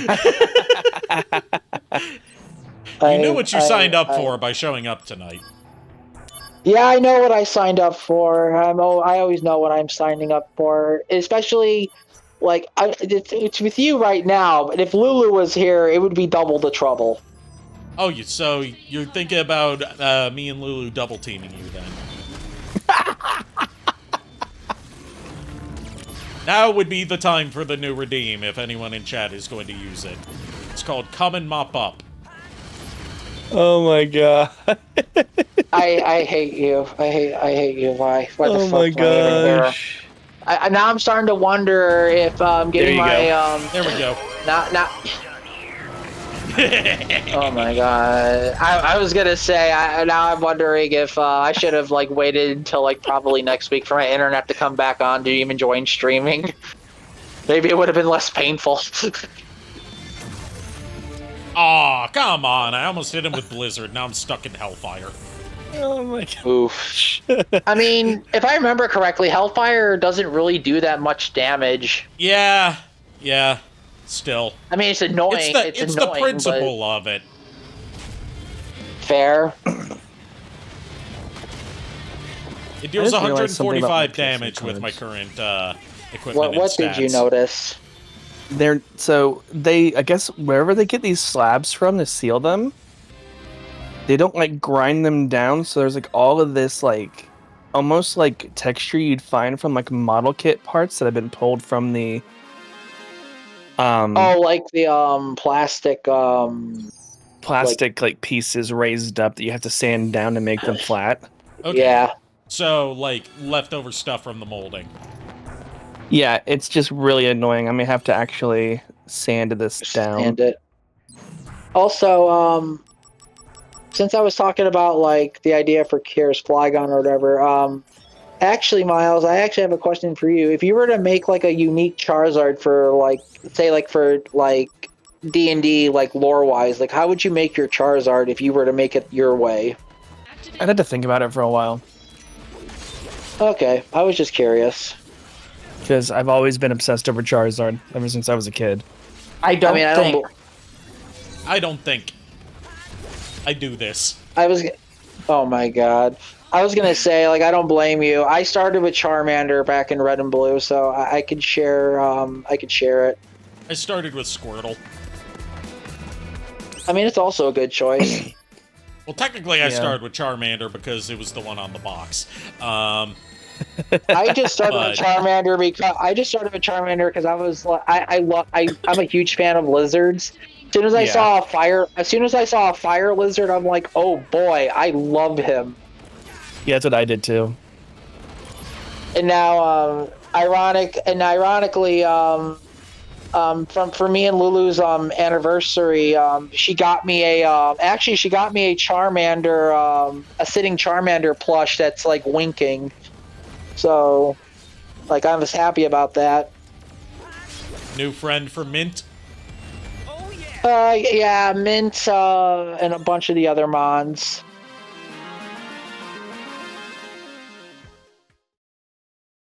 And me and Lulu, I already told all in the call this, but me and Lulu named her Mrs. Ember Pilkington. Did she construct a crude suspension bridge that leads to Venezuela? I mean, she did make a suspension bridge, but it wasn't to Venezuela. It was all the way to the Hoenn region from Kanto. Ah, yes, the land of the trumpets. Yep, and the land of the two angry siblings that always argue with each other. I see. That was well timed. I'm sorry. That was beautifully timed. I was like, he's like, I see. I was gonna say, like, yeah, I know. I hope you see, because one of them is 2,000. One of them is 2,000 pounds, and the other one got mad because one of them ate his Rice Krispie treat. Be alert, or you'll fail. Bro, what the fuck? Refusing to go, apparently. But that's a story for another time. That's another story I'll tell you later about. It's a YouTube video short that Oh, you don't have to. Okay. Okay, I don't have to, it's fine. Yeah. Just pretend I'm old. Why do we have to pretend? Wow! Wow, have you not heard of subtlety? Go to your room. I am in my room. That means This is Go to your other room. Maxine, go to your coffin. Hometown? Correct. I don't want to go to my coffin. It's not allergy season. I was gonna say. God damn it. Okay. I was gonna say, if you said you were already in your coffin, I would have called bullshit. Because how did you fit your gaming rig into that coffin? Very carefully. Yes, exactly. You mean you don't have a gaming rig in your coffin? That's fucking weird. You forget I am a human, not a vampire. I don't sleep in a coffin. Joke's on you. I sleep in a Pokeball. And I'm my own master. Saw them in Wutai. So basically what you're saying is you're Mewtwo from Pokemon Stadium who sends himself out into battle. Can we talk about how, in hindsight, Mewtwo's final speech in the Pokemon movie is utter bullshit, where it's like, the circumstances of your birth are irrelevant, it's what you do in your life that determines who you are. So it's like, oh, so you don't believe that being born a certain way gives you an inherent privilege in society, whereas being born in, like, say, poverty or homelessness would put you at a disadvantage? Huh, Mewtwo? Are you a fucking Ayn Rand reader? Did Mewtwo actually attack you when you were a child? I was gonna say, are you okay, Ari? Do we need to talk? Do we need to talk? Fucking Pokemon pushing this this capitalist propaganda that we live in a meritocracy. Almost like it's a franchise based off of making money. All right, Miles, one of the greatest ironies of all time, though, is fucking Pokemon giving this heartwarming speech like that, and then you're like, motherfucker, your entire existence is based around the idea oh, of it's selling easy for toys. you to say that, Mewtwo, when you have God DNA in you. It's like the whole it's like when the Lorax came out. The whole fucking point of the Lorax is not to use the environment, and that, you know, mercantile is bad and all of that shit. Yeah, you mean the Illumination Lorax out of that. The Illumination Lorax movie, which is all very anti-corporate, in the original Dr. Seuss story, and like the movie comes out, it's like got over 70 corporate sponsors. Yep. But did Mewtwo hurt you as a child? We want to know. Listen, there's some things that are best saved for therapy instead of streams, okay?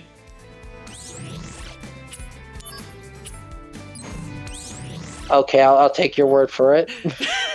Good, because I don't even know what I'm talking about. Are you gonna take my word? Take his word. Her word. I said for it. Oh my. You said you were gonna take the word. You said you were going to take.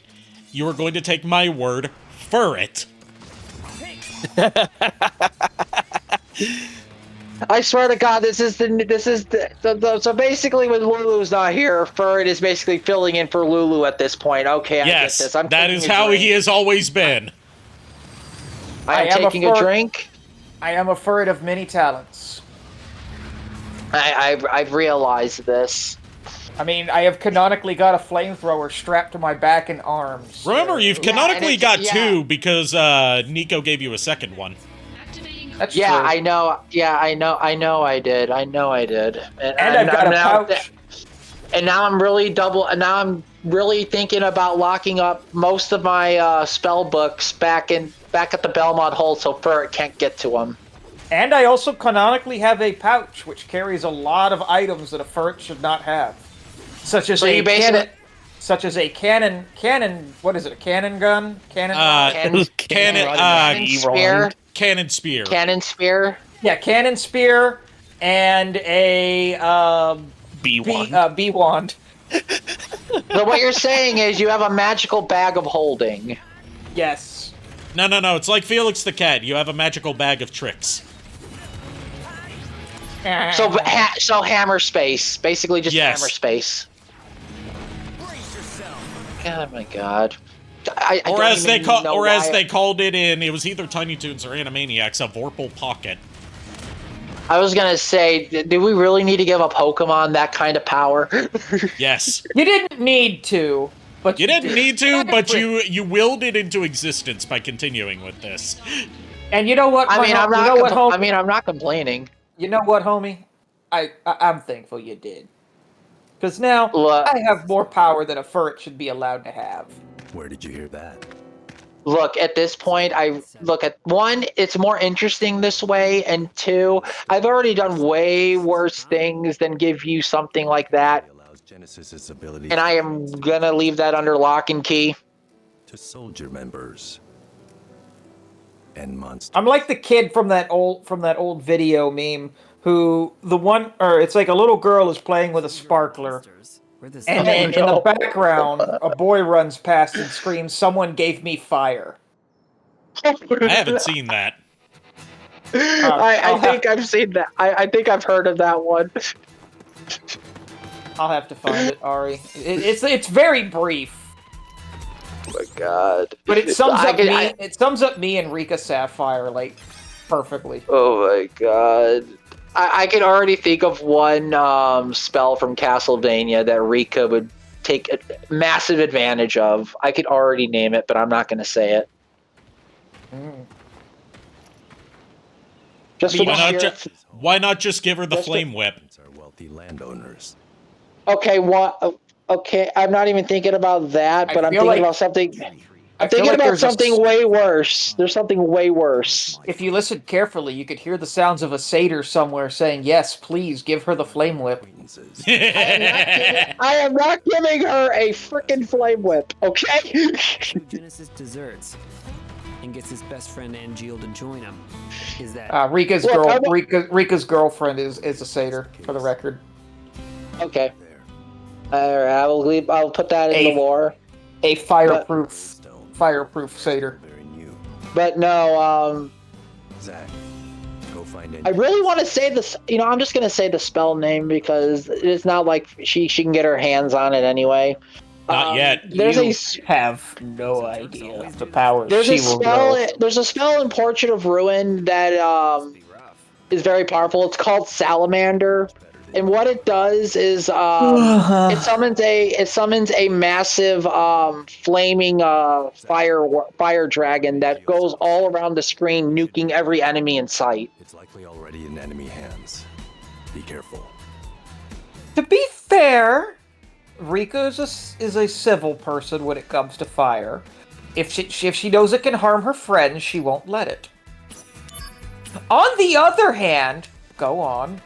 Yeah, but here's the thing about that spell. Once you call the fire dragon out, you have no control of what the fire dragon does. Anything it touches, anything it sees, it will light it on fire. All you do is summon it into existence, and it will torch anything it sees, be it under your control or not. The thing you have to understand is, Rika's literal goal in life and existence is to become fire. Not to be set on fire, not to, die by fire. No, she wants to become fire. And which is why I'm keeping that spell book under lock and key. Because if I give that to somebody who really wants to use it, and they use it for reasons that are not kosher, I am not going to be the one responsible for what happens. Has she ever tried eating fire? Yes, as a matter of fact. She should Wait, should what? try eating more fire, because after all, you are what you eat.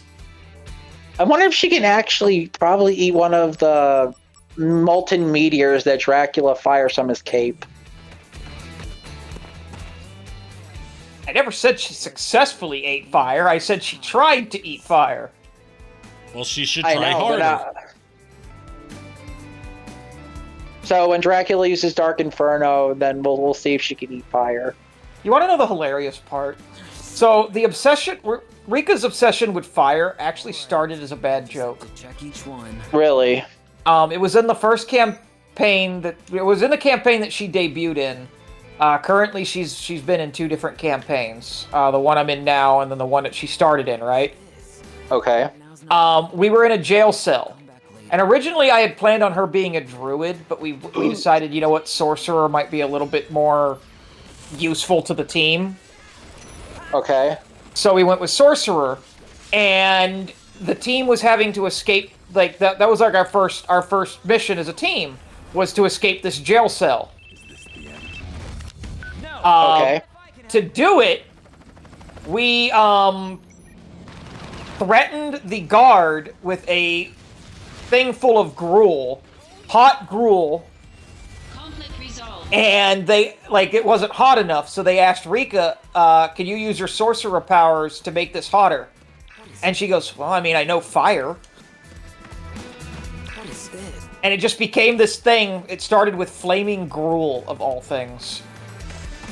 Where she literally heated it up. She heated it up to the point where it became a bowl of fire. So this snowballed into, or fireballed into this. It didn't Very much so, yes. It didn't snowball. It backdrafted. Yes. Pretty much, yeah. It backdrafted into it. Basically, from then on, she became a pyromaniac, and that just became her character. She's not a pyromaniac. She's pyrosexual. Yes. No, that is another thing. She is pyrosexual. If she could find a way to sleep with fire, she would.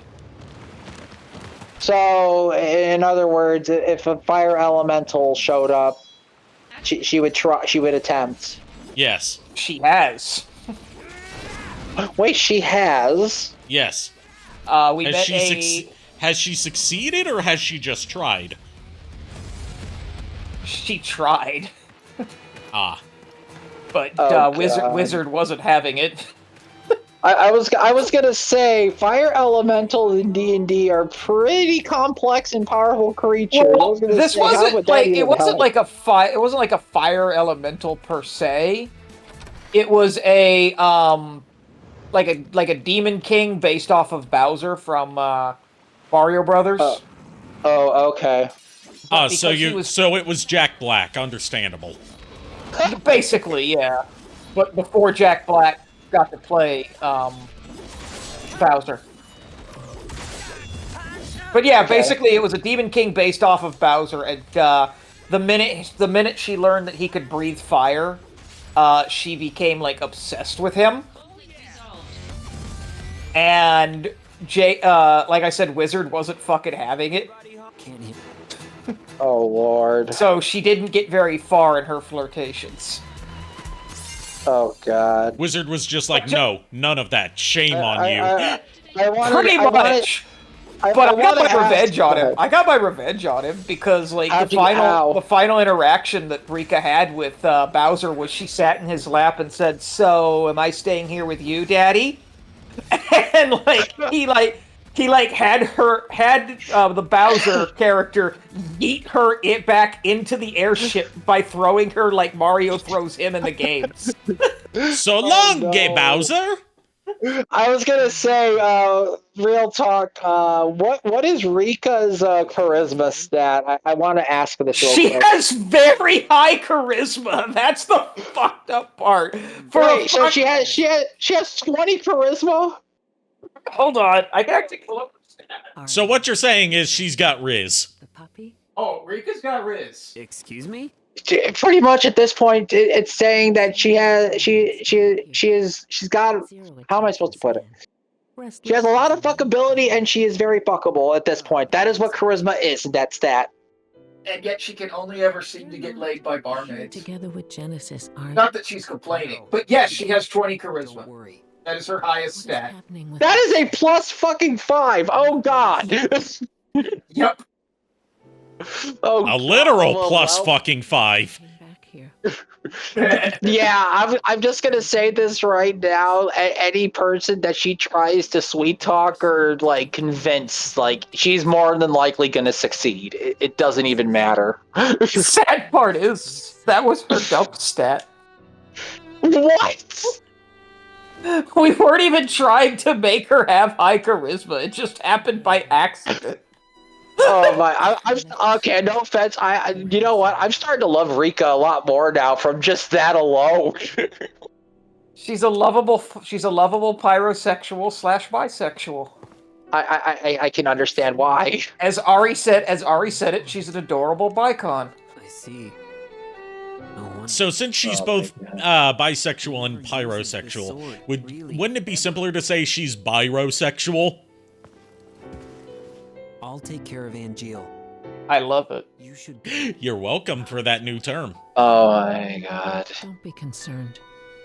Oh man, now I'm even more curious on how this. Oh my god, I need a fucking artwork of her now just saying I'm a biro pyro.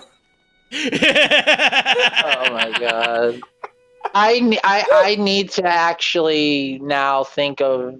I need to be prepared for anything, because if Rika Sapphire does join the Castlevania campaign, I'm going to be a little bit like worried. I'm going to be like, oh god, now what's You're gonna not going to be happen? worried in terms of like difficulty balancing. You're going to be worried for safety. It's not the fact of difficulty balancing. That's not that at all. Like, again, anything could happen in D&D if you let it happen. If it makes you feel any better, she does have a very specific type. This one's a family. I mean, that's not what I'm worried about. My worry is she'll convince one of the other party members to go along with a plan that involves like burning down a small village. Look, that happened once. It was an accident. She doesn't talk about it. And incidentally, here's how it happened. So cute. Okay. Now these two. That's the joke. Must be Angeal and. Okay. Because she doesn't talk about with it. how high her charisma stat is, would she be the one in the party that's able to riz up Dracula?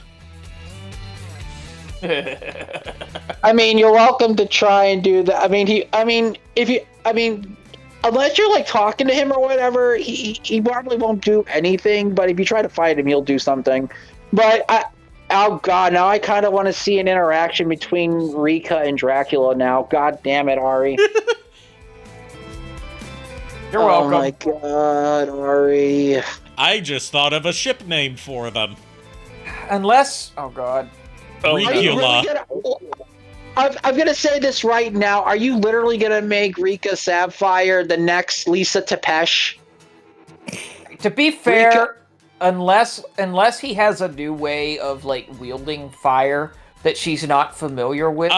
He does have like hellfire. He has pillars of fire. He has molten meteors he can fire from his cloak. He can summon a giant flaming meteor that counts as a holy in darkness spell. He has ways of manipulating flaming spirits. He has also ways of like basically his whole thing is either blood manipulation or flames. On a scale of John Cena to Chris Hemsworth. How, like, buff / beefy / handsome is he? I mean, Dracula's usually depicted as pretty damn handsome in more modern Castlevania stuff. Not like not necessarily big and buff, but like very suave. To be fair, all right, let me elaborate with her. She prefers women, like 100%. Like, well, not 100%. She's with a preference towards women. Yeah, she's bi towards a preference with women, and it has to be like a very specific kind of man to get her jimmies running. I'm not even thinking about like her seriously trying to romance Dracula. I'm thinking about her trying to do it just for the chaos. I need to show. After the stream, I really need to show you the death battle between Dracula and Ganondorf, because it shows what Dracula looks like, and it actually explains everything he can do. Oh, can we talk about Matt Mercer, Ganondorf? You know what? Sure. That would be Rika's type. Like, if she were to like gush towards a man. I will say, depending on which Castlevania you play, like if you play Matt Mercer in general. In some of the more modern Castlevania stuff, starting with the redub of Symphony of the Night and Dracula X Chronicles, he's voiced by Patrick Seitz. Yeah. I don't know who that is. Look him up. I'm sure you'll see some roles that you're familiar with from him. One of them is he plays Dio in JoJo's Bizarre Adventure. Oh, nice. Yeah. He's Ragna the Blood Edge from Blaze Blue.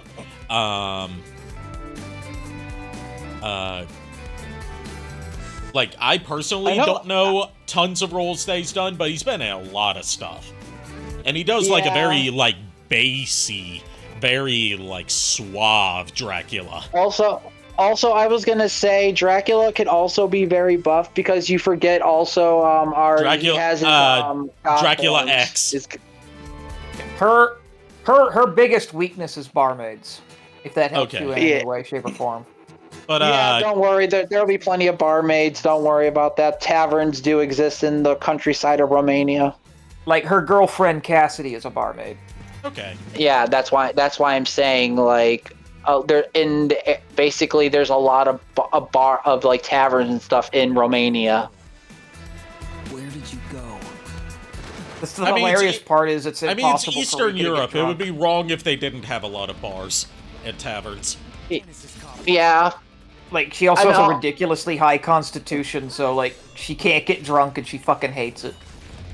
I'm gonna say this right now. I'm surprised you have not abused the fact of challenging other bar patrons to a drinking contest for gold. Not for gold. Conflict resolved. She tried it for... There was one time she tried it for a scroll that the team needed. Okay. And then there was another time that she tried for the hand of a barmaid, but she failed miserably. My condolences. Well, it was mostly because it turned out the barmaid wasn't gay. But no. If you want a good depiction of what Dracula, a good version of Dracula looks like, look up Castlevania Chronicles for PlayStation. That Dracula, as well as Dracula X Chronicles. Those two are like the youngest you're going to get in terms of what Dracula looks like. Apart from, Matthias Kronqvist. Oh yeah, Matthias, yeah, him too. An ingenious tactician. An average warrior, but a brilliant scientist! Well, the fact is that Leon Belmont was a knight that never lost a single fight in battle, and then you have Matthias, who's a powerful tactician in that knight's company, so those two were invincible together.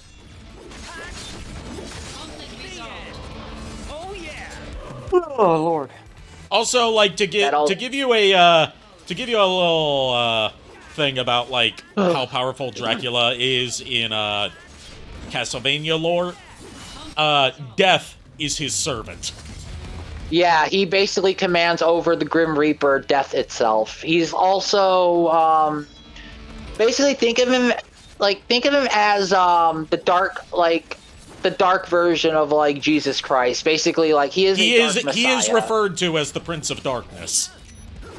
Yeah, and he's also sired by the god Chaos of the chaotic realm itself. So there's that too.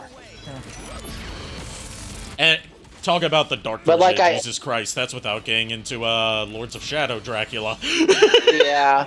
But no, that's where why he's literally like, you cannot kill me, you foolish paladin, because I am God's chosen one. Yeah, and I was gonna say, Ari, that's why I wanted. Sorry. Like, I'm imagining Rika trying to pull it, like Dot from fucking Animaniacs. Okay. Like, just like sitting in his lap, like stroking his face, just trying to fuck with him. He is very tall. He is. Dracula, I think, canonically is like, in the Castlevania series, like at least 8 foot, 9 foot maybe? Yeah. He stands like almost double the height over your average Belmont. But that's why I also said I wanted to show you and Ari the death battle between Ganondorf and Dracula from Death Battle, because it explains everything Dracula can do. But what I was saying was I'm just like imagining her doing that, and he's getting increasingly uncomfortable. Oh, like not mad, just like, why is this person not running in terror? Wait, why is this creature on my lap? Oh, you already know the answer to that. Now, how about you give me that secret to? How about you give me those secrets to Hellfire, handsome?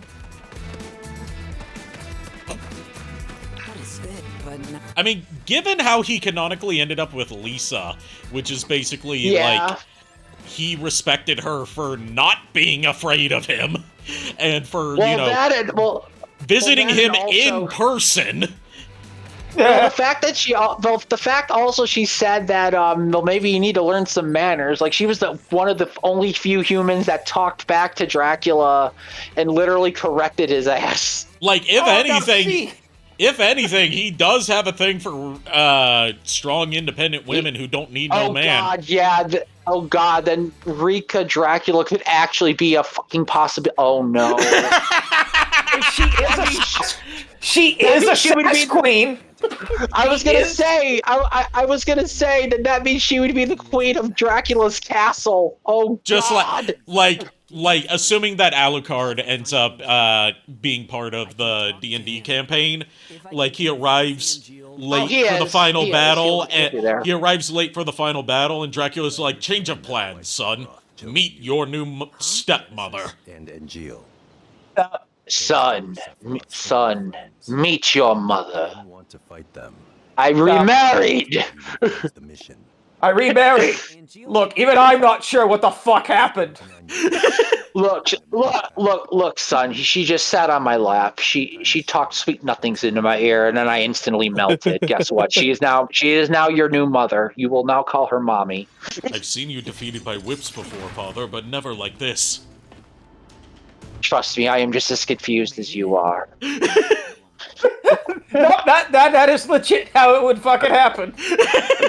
Oh She's God, that would just mean, like, if a Belmont comes up to fight him, it's just going to be a 2-on-1 nightmare fest. No. Activating combat mode. Just nope. I'm done. Walks out. I'm done. Nope. Yep. Weren't you supposed to be part of the party? Things change. People change. It's been 5 minutes, Rika! She offered me some... Go ahead. Go ahead. Look, when a mommy tiefling and a daddy Dracula love each other very much. I like that she refers to him as a Dracula instead of a vampire. I mean, Dracula borderline is literally a god. Yeah, Rika's intelligent, but sometimes she doesn't think shit through when she says it. Okay, I'm sorry. Now Rika is now going to be known as Rika Tepesh. Rika Sapphire Tepesh. Activating combat mode. Oh my God, no. There's lore being written that shouldn't be written. The most cursed lore. Oh no. And it just like, no, and then it snap cuts. It just snap cuts back to the campaign Rika's in right now, and that's how I became the Lord of Castlevania. Rika, what the fuck are you talking about? I'm just gonna say this right now. If Dracula teaches her demonic Megiddo, I'm done. I am done. Well, Castlevania is the name of his castle. Yeah, that is literally the name of the fortress. And I'm going to say this right now. The last thing Rika needs is demonic Megiddo. Dracula does not need to teach her this spell. Oh, God. Listen, if to get an understanding of how tall Castle Dracula is, how do we even Well, keep in mind, the layout of the castle changes every time it appears. Well, yeah, but in general, the castle itself, I think, is like hundreds of stories tall. Yes. Like, it literally almost touches the moon. Dracula's demonic Megiddo can level the entire castle in just one strike.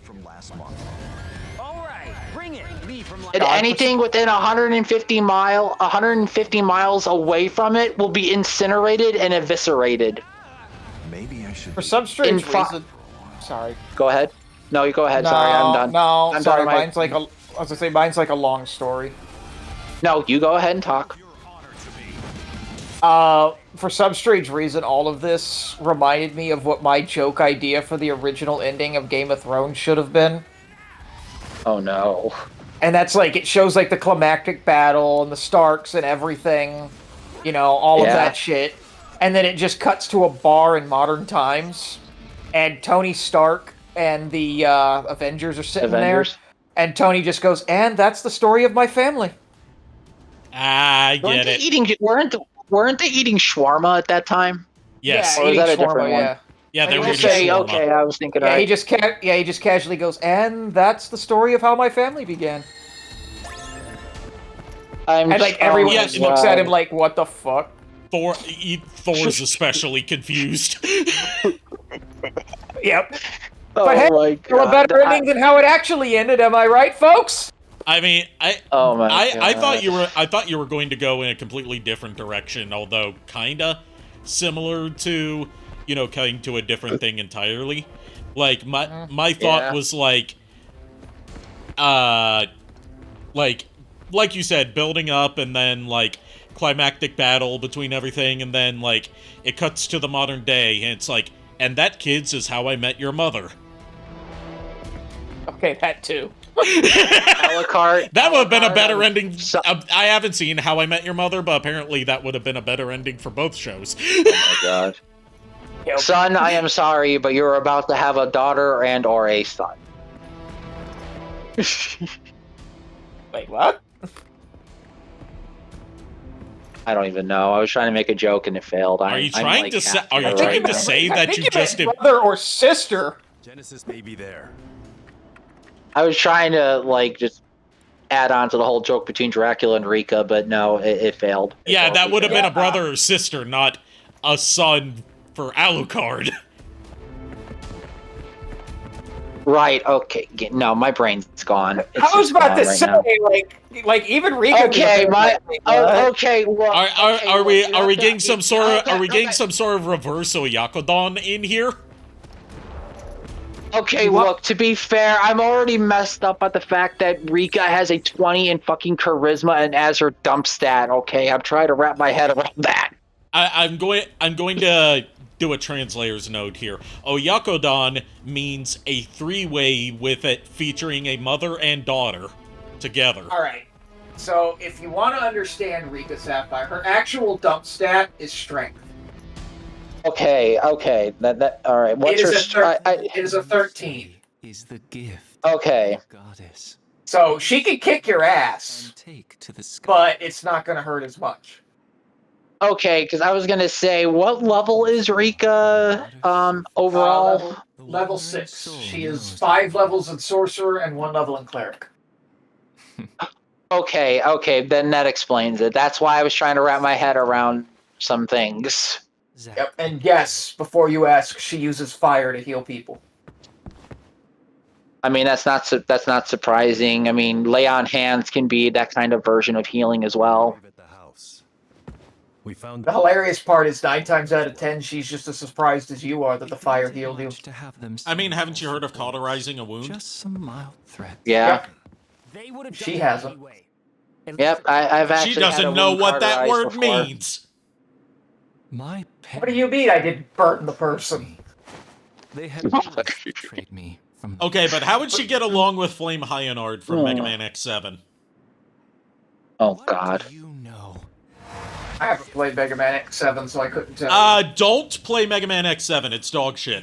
But, Flame Hyanard is a boss that's particularly infamous among a game that's filled with bad voice acting, because throughout the entire fight, he's just shouting, "Burn! Burn! Burn to the ground! Burn to the ground! Burn! Burn! Burn!" Fuck. Welcome, partner. He would probably raise an eyebrow at him and say, "Dude, you're overdoing it." I see. You finally made your decision. Oh my God. All you need is one really long and you get the point across just fine. Also, and it gets better once he summons duplicates of himself, so you have 3 of him yelling that at you. Oh God. Cutting himself off. He says it so frequently that he cuts himself off. If you want an idea of what Rika would sound like, my headcanon voice actress for her is Erica Lindbeck. Of course. Okay.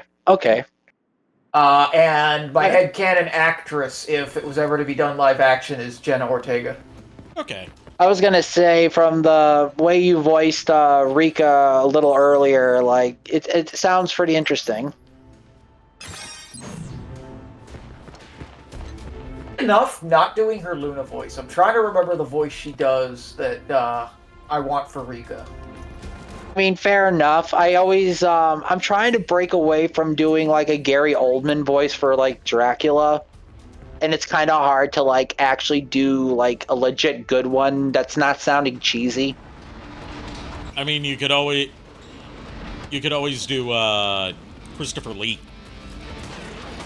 True, I would have to hear a bit of his stuff a little bit before to try. I mean, to mimic it's just Chris. He just sounds like Christopher Lee. Yeah, it's literally. Yeah, I he know. never changes his voice. Yeah, I know, but here's the thing. I haven't watched anything with Christopher Lee in a long time. He was in the Hammer Dracula movies, so those would be the ones to check out. It's been a long time. And he's if we're going by the end credits to Castlevania 1, he is the Dracula of Castlevania 1. Yeah, they only changed the letter for Yeah, they Lee changed it from B Christopher Lee to joke. Christopher B. As a joke. Yeah, because the credits are just filled with joke names that are references to old school horror movie actors for like no goddamn reason. Yeah, like Love Cheney Jr. Like they did Love for, Cheney like, Jr. Belo Boris Lugosi, Green Stranger. Boris Karloffis. Hey JKR, how you doing? He's in the chat, Hey, but he's not JKR. going to be in the call, probably. Heyo. How dare. How dare, indeed. Real talk though, Ari. When in August do you want to put the sign up thing for the campaign? That I need to know. I have not thought of that. Thanks for reminding me. I'm just okay. All right, different question. What day do you want to talk about this? Not tonight. I know that because I'm still kind of tired. I know. No, not tonight because I get you're tired, and also I got to get up early for family outing tomorrow. So right. That is why I was gonna say like we could pick a date to make the sign up sheet how about Tuesday? Oh. Tuesday I can probably do, yes. Because me and Lulu will be talking anyway. Yeah, well, we can get Lulu in on the call too. So we can discuss how many players, and then we'll just put the sheet in, and then whoever signs up can join in on the campaign. What?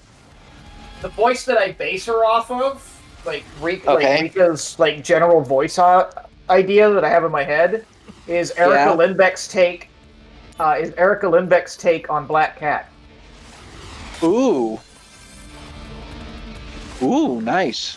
Yeah, and also I think she does the same voice for Blaze the cat. Ooh, nice. So a different one cat. One character in Castlevania, I think you would like that the way Rika sounds like a little bit to me is well, not voice wise, but in terms of like I wouldn't say same attitude. Charlotte Allin is what she reminds me of a little bit, minus the Obsession of Fire, but in sense of like her vibe.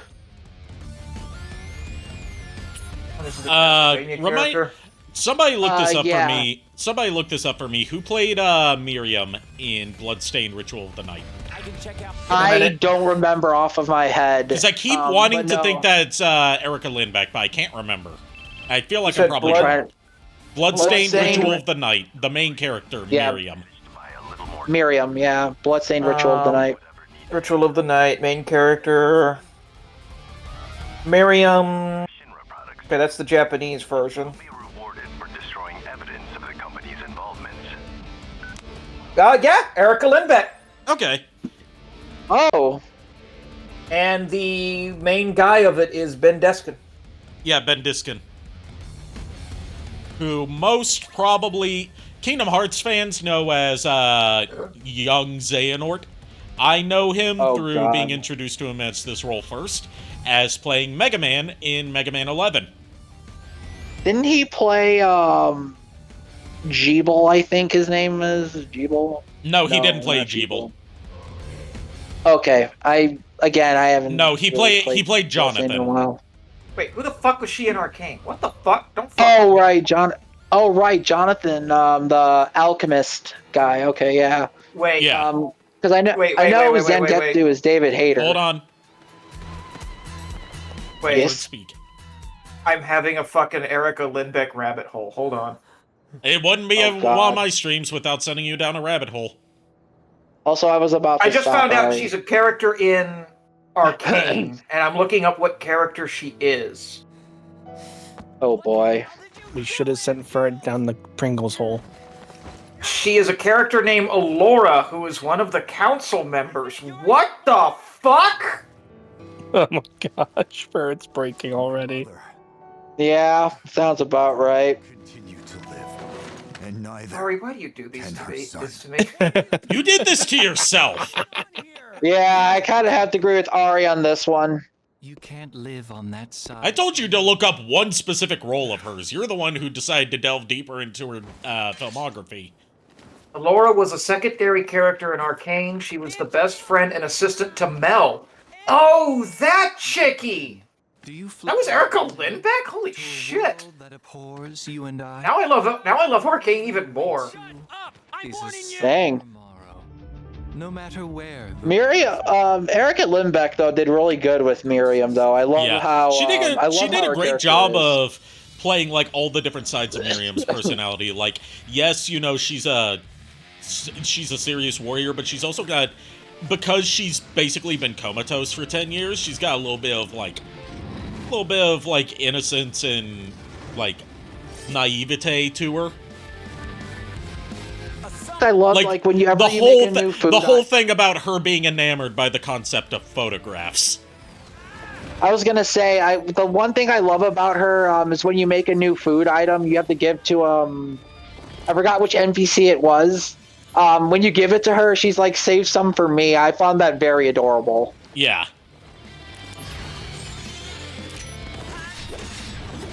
Yeah, I know which NPC you're talking about. I just can't remember what their name is. I don't remember It's the old lady. either. It's the old lady in the room that Dominique is in. Yeah, which by the way, when Dominique first showed up on screen with that, my friend from Britain, Shan, or I forgot where in the UK, Shan said, "Oh, she looks trustworthy." I look at Shan and I'm like, what nun looks and dresses like that and says they're trustworthy? How can you believe that she's trustworthy? Just look at those hips and thighs. Oh, this, good lord. Oh my god. Look, Dominique is a really good character, I won't lie, but when I first saw her, I'm like, I don't trust you. I don't know why, I just don't. The fact that she's like, "Oh, please give me all of your shards so I can dispose of them." I'm like, there's some fuckies going on with this. Yeah, I was like, okay, look, why do you need all these shards? Second of all, dispose of them. What kind of fool do you take me for? Okay, Futaba, I knew she was.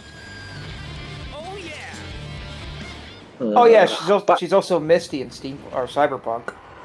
Oh yeah, I remember that. Oh, you're nice.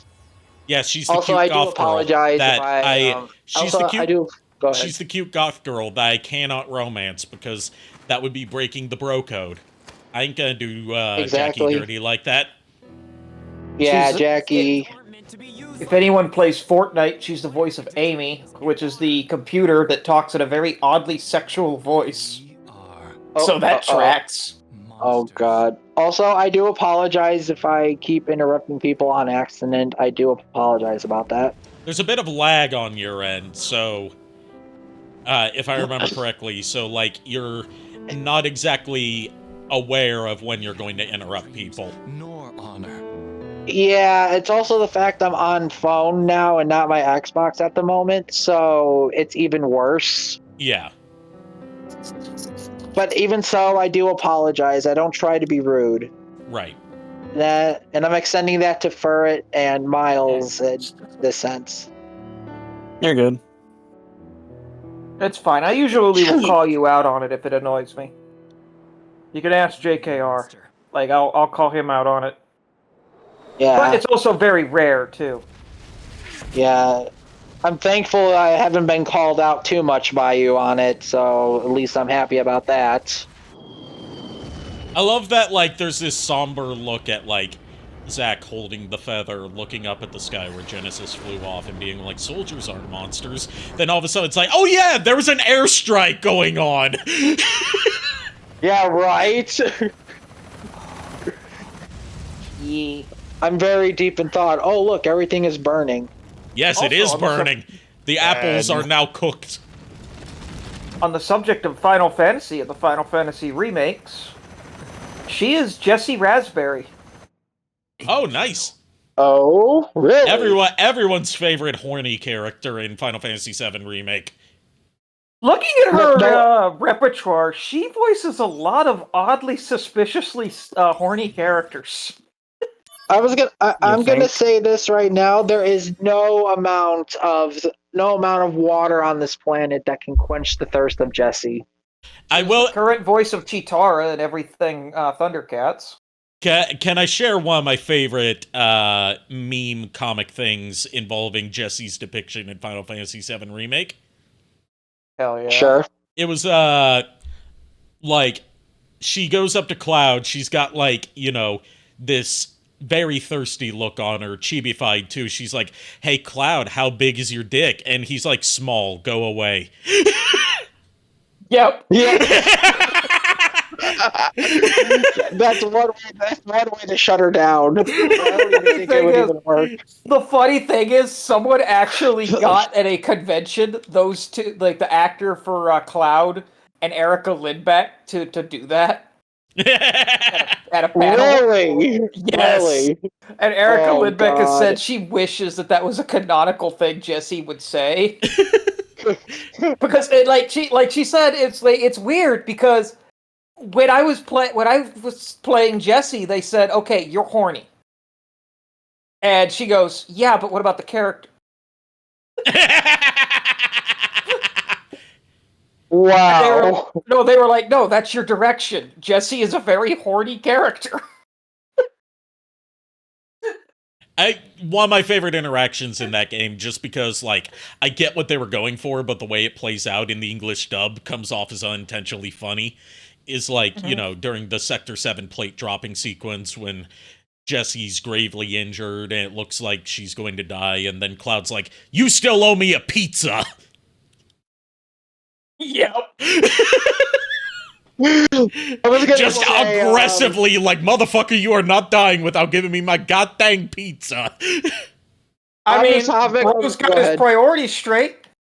Yeah, right. Also, on the topic of that, my other favorite thing about Remake was Aerith during the Honeybee Inn thing. Oh yeah, like, during that whole thing. Just how thirsty she looks at Cloud in a dress. The way she's like panting when he's on stage or whatever, and he's getting that makeover. It's just like, oh God, calm down. Yeah, Aerith in that moment discovered she has a thing for femboys. To be fair, I give them praise for how they wrote Aerith, where she's like exceptionally autistic, but also very thirsty. Like, I love how they wrote her to have an actual personality, as opposed to, like, how she was depicted for everything post-Final Fantasy VII, where she's just the incorruptible pureness. Whereas you go to original Final Fantasy VII, and no, she is a gremlin. Yeah, she really is. Like, oh my God. I'm sorry, but Aerith's voice actress for that did a very good job. And here comes Aerith with the steel chair! Yep. One comic I liked was her showing up behind Sephiroth. Not this time, Genoa, fucker. Yep. And her voice actress has cosplayed Aerith in the dress with the steel chair. Yep. That is amazing. I am sorry, but that is amazing. Like, my they God. cooked with Aerith in Remake. Yes, They they really did. Like, cooked they her. made her so lovable. Her and Tifa both, actually. Like, They did really they good did with Remake such in a great general. job with Aerith and Tifa that it changed the entire dynamic of the shipping wars between, like, Cloud and Aerith shippers and Cloud and Tifa shippers, where now everyone agrees we want them to be a throuple. Yep. Pretty much, yeah. As it while like it's not a spoiler, but I do like that they eliminated Yuffie, like as a contestant for Cloud's Love. I mean, Because we not- have the Tifa Aerith dynamic going on. Wait, Yeah, and like instead don't of think being that an would be active, counted as like one. instead of being like an active, seeking Cloud's affections, she's like trying to push him to get with both of them. I was gonna Yep. say I don't think that thing with Yuffie is a spoiler at this point. If a lot of people are talking about it. That's why I said not really a spoiler. Yeah. Yeah, I was. They gonna also say- They also eliminated her because canonically she is a child.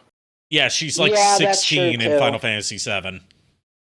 Yeah, so they Yeah, eliminated her in and- Rebirth because even they found it creepy back then. Yeah. I was gonna say, how many years ahead was Advent Children after 7? I think it's like 2 years. Yeah, no, she's 18. Yeah, she would be Children, 18. Yeah, and she would 20 be 18 in Dirge of then. Cerberus. Yeah. Yeah. Okay. So Which it's just like made- 2 years into 2. Okay. Yeah. So Yeah, 4. which made her hitting on Vincent during that entire goddamn game both uncomfortable but understandable. Also considering Yeah. that Vincent is like much older than all of them. Yeah, Well, he's yeah. like not hundreds of years old, but he's He's not hundreds of years old, nowhere near that. He's just like a good decade or so older than them. Yeah. Yeah. But like I was trying to say about Dirge of Cerberus earlier, I'm gonna switch over to the chatting screen because I feel like this is a good place to end. Yeah. Okay. I'm gonna queue up whoever we're gonna raid. But like with Dirge of Cerberus, a lot of its story doesn't make sense in the Western version because the Japanese version had an online mode that contained story details that was not carried over into the international release. I think I remember hearing about that. They also made some gameplay changes to the Western version, like adding a double jump that is completely useless. Because, like, the game's not built with double jumping in mind, so there's never a reason to double jump. Yep. And it can break the game if you do it in the right places. Yeah, because the game's not built with the idea of you double jumping. We are going to raid Mershin, who is doing a raid train of some Twitch DJs, and is currently playing some dark scene music. And oh, I love the wings she's got on her outfit right now. I just love her model in general. I'm not okay. Thank you, everyone, for tuning in. Thank you to all my co-hosts for co-hosting with me tonight. I'll see you guys tomorrow night with Psychonauts Saturdays. Until then, unpleasant dreams. Please allow us to fuck off. I'm just going to say I missed this, but at the same time, what did I come back to? Yeah, praise Charizard. Good night, everybody. Praise Charizard. Praise Charizard. Praise Charizard.